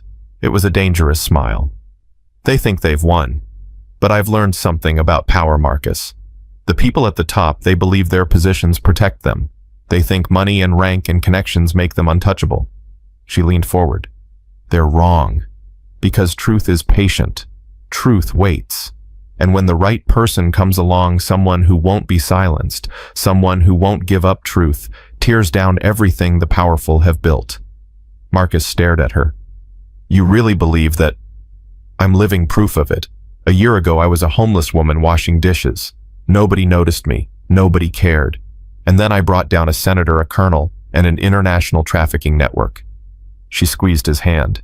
They underestimated me because I was old, because I was invisible, because I didn't look like a threat. That was their mistake. And if they've underestimated you, that's their mistake too. Something shifted in Marcus's eyes. The despair didn't disappear, but something else joined it. Something that looked like hope. Will you help me? That's what I'm here for. The phone rang at 3 a.m. on a Tuesday. Maggie was awake instantly, years of training overriding the body's need for sleep. She grabbed the phone before the second ring. Hartwell. Maggie. Colonel Vance's voice was tight, controlled. We have a situation. What kind of situation? Drake escaped. The words hit like bullets. Maggie sat up, her heart pounding. That's impossible. He's in maximum security, life without parole. Someone got to the guards. Someone with money and connections. He walked out of federal prison 6 hours ago. Vance's voice cracked. We don't know where he is. Maggie was already moving, pulling on clothes, reaching for the bag she always kept packed. Jessica, Amanda, Rebecca. Are they? Under protection. I sent teams the moment I found out. But Maggie... Vance hesitated. He left a message, written in blood on his cell wall. What did it say? Ghost Mother is next. Maggie's hands stilled on her bag. For a moment, just a moment, she felt fear. The cold, primal terror of being hunted. Then the fear transformed into something else. Anger. Let him come. Maggie. I said let him come. I killed 7 of his men and put him in prison. If he wants to finish this, I'll be happy to oblige. This isn't a joke. He has resources, people. He's been planning this for months. So have I. Maggie grabbed her rifle case from under the bed. I never stopped preparing, Sarah. I knew this day might come. Drake was too arrogant, too vengeful to accept his defeat. Part of me hoped he would try something. Why? Because as long as he's alive, those women will never be safe. He'll come for them eventually. Come for everyone who testified against him. The only way this ends is with one of us dead. A long pause on the line. What do you need? Location data, everything you have on his escape, known associates who might be helping him. I'll send it. And Sarah, don't tell the others. Don't warn them. If Drake has people watching, any unusual security movement will tip him off. You want him to think you're unprotected. I want him to think he has the advantage. Let him believe he's the hunter. Let him walk right into my crosshairs. Maggie ended the call and stood in the darkness, her mind racing through scenarios. Drake would come for her first. It was personal now. She had humiliated him, destroyed him, taken everything he had built. A man like that couldn't rest until he had his revenge. She was counting on it. The next 3 days were a masterclass in preparation. Maggie reached out to her network, the invisible army of people she had helped over the past year. Kitchen workers, cleaning staff, maintenance crews. The people who saw everything because nobody saw them. Within 48 hours, she had eyes across 5 states. Gas station attendants reported suspicious vehicles. Motel clerks noted unusual guests. A truck stop waitress outside Dallas spotted a man matching Drake's description, buying coffee at 2 a.m. The net was closing. Rosa knew something was wrong, but she didn't ask questions. She simply appeared at Maggie's door with food, coffee, and a shotgun she had hidden in the flour storage. I was married to a Marine for 30 years, Rosa said when Maggie raised an eyebrow. You think I don't know how to shoot? Rosa. Don't Rosa me. You saved my daughter's memory. You gave those women their lives back. If someone is coming for you, they're coming through me first. This isn't your fight. Everything you do is my fight. That's what family means.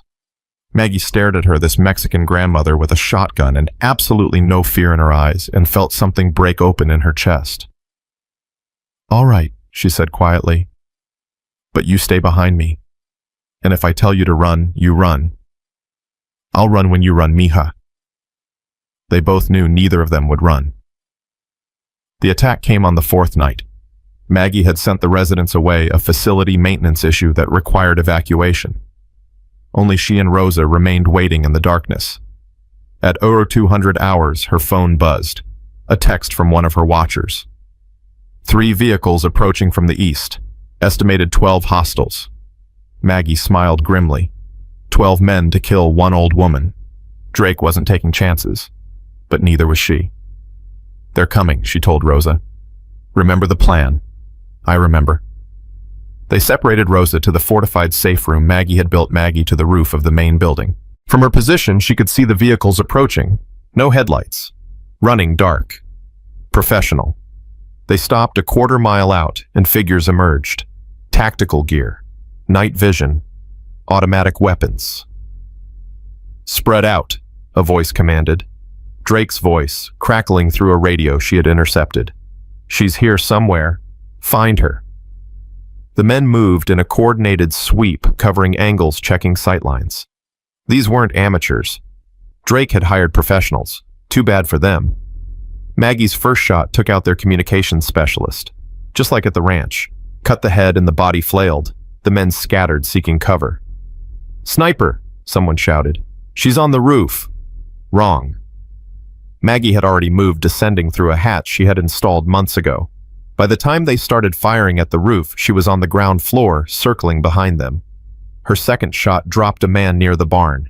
Her third caught another trying to breach the main entrance. "Where the hell is she?" Drake screamed. "Everywhere," Maggie whispered into the radio. "And nowhere."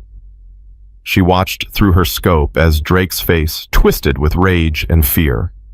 He was sweating despite the cool night air. His hands shook as he gripped his weapon. "You think you can stop me?" he shouted into the darkness. "I have 12 men. You're 1 old woman. I had 18 men at the ranch. Look how that turned out." Another shot. Another body dropped. Drake's remaining men were panicking now. They fired wildly, bullets tearing through empty buildings, hitting nothing but air and wood and their own shadows. Maggie moved like a ghost, never staying in one place, never giving them a target to fix on. 26 years of training. 100 operations in countries most people couldn't find on a map. This was what she had been built for. Within 10 minutes, only Drake and 2 others remained. "Surrender!" Maggie called out. "Throw down your weapons and lie face down on the ground. You have 30 seconds. "Never!" Drake screamed. He grabbed one of his remaining men. "Find her, kill her." The man hesitated, looking at the bodies of his colleagues scattered across the compound. "Sir, maybe we should—" Drake shot him in the head. "You want something done right?" he muttered, stepping over the body. His last remaining soldier stared at him in horror, then threw down his weapon and ran. Maggie let him go. This was between her and Drake now. "Just us," she called out, the way it should have been from the start. "Show yourself, old woman, face me." "Why? So you can shoot me? I don't think so." "Coward. You hide in the shadows like the ghost they call you." Maggie considered. Drake was unstable, desperate, dangerous. A cornered animal. The smart play was to put a bullet in him from a distance and end it cleanly. But that wasn't enough. She needed him to understand. Needed him to see exactly who had destroyed him and why. She stepped out of the shadows. Drake spun his weapon, rising, but Maggie was faster. Her shot took the gun from his hand, the bullet shattering metal and bone. He screamed, clutching his ruined hand. "You bitch! You—" "Quiet!" Maggie approached slowly, her rifle trained on his chest. "You don't get to talk anymore. You've done enough talking for a lifetime." Drake fell to his knees, his face contorted with pain and hatred. "You think you've won? There are others. People I never met. People who will come for you, for everyone you care about." "I know. You've mentioned that before, and I'll deal with them the same way I dealt with you." She stopped in front of him, close enough to see the fear finally breaking through his rage. Do you remember what you said to me in your office the day you figured out who I was? He said nothing. You said I was a liability. That liabilities get eliminated. She crouched down, bringing her face level with his. You were right. Liabilities do get eliminated. You just made a mistake about which one of us was the liability. They'll hunt you forever. You'll never be safe. I've never been safe. I've been hunted by worse than you in worse places than this. And I'm still here. She pressed the rifle barrel against his forehead. While everyone who hunted me is dead. Drake's eyes widened. For the first time, true terror flooded his face. Please, he whispered. Please, I can give you names. Information. I know things. I don't need your names. I don't need your information. Everything you knew we already have. Then what do you want? Maggie leaned closer. I want you to know how it feels. To be powerless. To be at someone else's mercy. To beg and know that begging won't help. Tears streamed down Drake's face. I'm sorry. I'm sorry for everything. No, you're not. You're sorry you got caught. You're sorry you're about to die. But you're not sorry for those women. Not sorry for the lives you destroyed. Not sorry for any of it. Her finger tightened on the trigger. Maggie. She froze. Rosa stood in the doorway of the main building, shotgun in hand. He's not worth it, Mija. Not worth your soul. He'll escape again. He'll come back. He'll hurt more people. Then let the system handle him. You've done enough killing. The system failed before. And you fixed it. You changed it. Let it prove itself now. Maggie stared at Drake's terrified face. Every instinct screamed at her to pull the trigger, to end this threat permanently, to make sure he never hurt anyone again. But Rosa was right. She had already killed enough. She stood slowly, the rifle lowering. You're going back to prison, she told Drake. Maximum security. Solitary confinement. No possibility of escape this time. They'll find a way. No, they won't. Because I'm going to personally oversee your security arrangements. And if anyone tries to help you escape again, I'll know about it before they even make the attempt. She stepped back. You wanted to be powerful, Drake. You wanted to be feared. Congratulations. You got your wish. But the thing about power is that it can always be taken away. And fear, she smiled coldly, fear works both ways. Sirens wailed in the distance. Vance's backup finally arriving. Drake slumped to the ground, broken and bleeding, his empire of cruelty reduced to dust.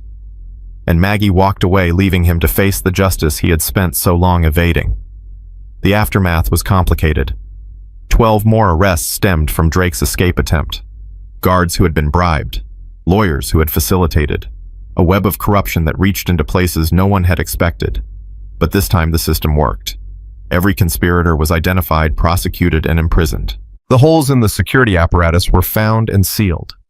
The networks of protection that men like Drake relied on were systematically dismantled. It took months.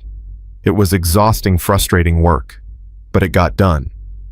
On the first anniversary of the Fort Mason raid, a ceremony was held at the Hartwell Center. Survivors gathered from across the country, the women who had been rescued, the soldiers who had been helped, the families who had found closure. Jessica Moreno spoke first. A year ago, I was merchandise, a thing to be bought and sold. I had given up hope that anyone would come for me.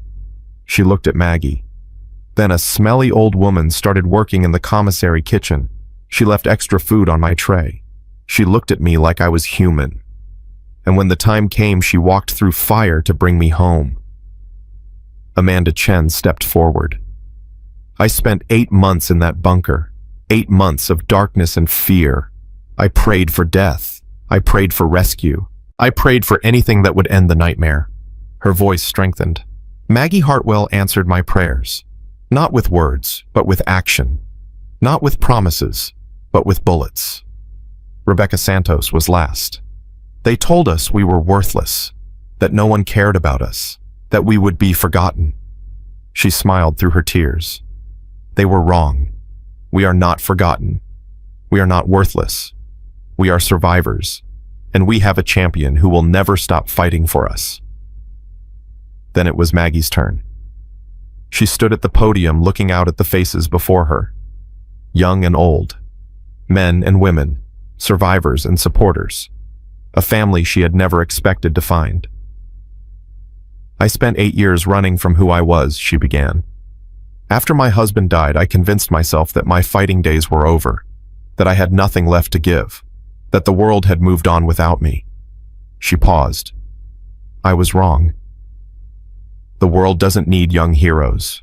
It needs experienced ones. It needs people who have lived long enough to know what really matters, who have lost enough to understand the value of what remains, who have been broken enough to know that broken things can still be useful." Her voice grew stronger. "They called me smelly old woman. They laughed at my gray hair and my worn clothes and my apparent helplessness. They saw exactly what they expected to see, a nobody, a nothing, a waste of space." She smiled. "They forgot that invisible people see everything, that underestimated people surprise everyone, that the old woman washing dishes might be the deadliest sniper in Marine Corps history." Laughter rippled through the crowd. "Here's what I want you to remember. You are never too old to make a difference, never too broken to stand up, never too invisible to be seen by the people who matter." She looked at Rosa, at Jessica, at David, at Sarah, at all the people who had become her family. "The men who tried to destroy us believed that power comes from money-rank connections. They were wrong. Real power comes from conviction, from courage, from the willingness to stand up when everyone else is sitting down." Her voice dropped. "My husband asked me to protect those who cannot protect themselves. I kept that promise, not because I'm special or heroic or better than anyone else, but because it was the right thing to do, because someone had to, because the alternative was watching evil win." She straightened. "So here's my challenge to you. Find your fight. Find the injustice that makes your blood boil. Find the cause that's worth everything you have, and then fight for it, with everything you are, for as long as you can, because that's what life is for." She paused one final time. "They called me the Ghost Mother. They meant it as a compliment, a recognition of my ability to be invisible, to strike without warning, to disappear into shadows. But I've realized that ghosthood isn't about hiding. It's about transcendence. It's about becoming more than the limitations others place on you. More than the body that ages. More than the grief that breaks. More than the fear that paralyzes." She looked directly into the faces of those who had come to honor her. "We are all ghosts, in a sense. We carry with us everyone we've lost, everyone we've loved, everyone who believed in us when we didn't believe in ourselves. Daniel is with me still. Lisa is with Rosa. Every soldier who died serving their country is with us today." Her voice rose. "And together, the living and the dead, the seen and the unseen, we are unstoppable." The applause was thunderous. Later that night, after the crowds had gone and the facility had grown quiet, Maggie walked to the small cemetery at the edge of the property. A new headstone had been placed there next to the markers for Rosa's daughter Lisa and others who had fallen in the long fight against injustice. The inscription read, "Masji Daniel R. Hartwell, 1962-2016, beloved husband, faithful warrior. His love made her strong, his sacrifice made her unstoppable." Maggie knelt in the grass, her joints protesting less than they used to. A year of purpose had been better for her body than 8 years of despair. "Hey, Danny." The wind stirred, carrying the scent of Texas sage. "I kept my promise. Finally. Completely. The people who hurt those women are in prison. The system that protected them is being rebuilt. And I'm not hiding anymore." She pressed her hand to the earth. "I thought I'd join you soon. Part of me hoped I would. But it turns out there's still work to do. Still people who need protecting. Still fights worth having." A tear rolled down her cheek. "So you'll have to wait a little longer. But I'm coming. Someday. And when I do, I'll have some stories to tell you." She stood slowly, brushing dirt from her knees. "I love you, Danny. Always did. Always will." She turned and walked back toward the lights of the Hartwell Center where Rosa was waiting with coffee and the next day's planning. Behind her in the quiet Texas night, a whisper might have been heard, or it might have been the wind or imagination or memory. That's my girl, my Maggie, my ghost mother. She didn't look back. She didn't need to. He was with her. He had always been with her, and he always would be. 3 years later. Maggie Hartwell stood at a podium in Washington, D.C. The president had just placed the Presidential Medal of Freedom around her neck, the highest civilian honor, recognizing her role in dismantling the largest human trafficking network in American military history. But more importantly, she was about to give one final speech. "I'm 60 years old now," she began. "Gray hair, bad knees. I can't run like I used to. Can't shoot like I used to. Can't do a lot of things like I used to." She smiled. "But I can still fight, still stand up, still refuse to accept injustice when I see it." She looked out at the audience survivors. Soldiers, senators, citizens. They called me a smelly old woman once, laughed at me, dismissed me, forgot I existed the moment they looked away. Her voice hardened. That was their mistake, because while they were laughing, I was watching. While they were dismissing me, I was planning. And while they were forgetting I existed, I was preparing to destroy everything they had built. She leaned into the microphone. "So here's my message to everyone who's ever been overlooked. Every woman who's been underestimated. Every older person who's been dismissed. Every invisible soul who's been told they don't matter." Her voice rose. "You matter. Your experience matters. Your wisdom matters. Your willingness to fight matters." She paused.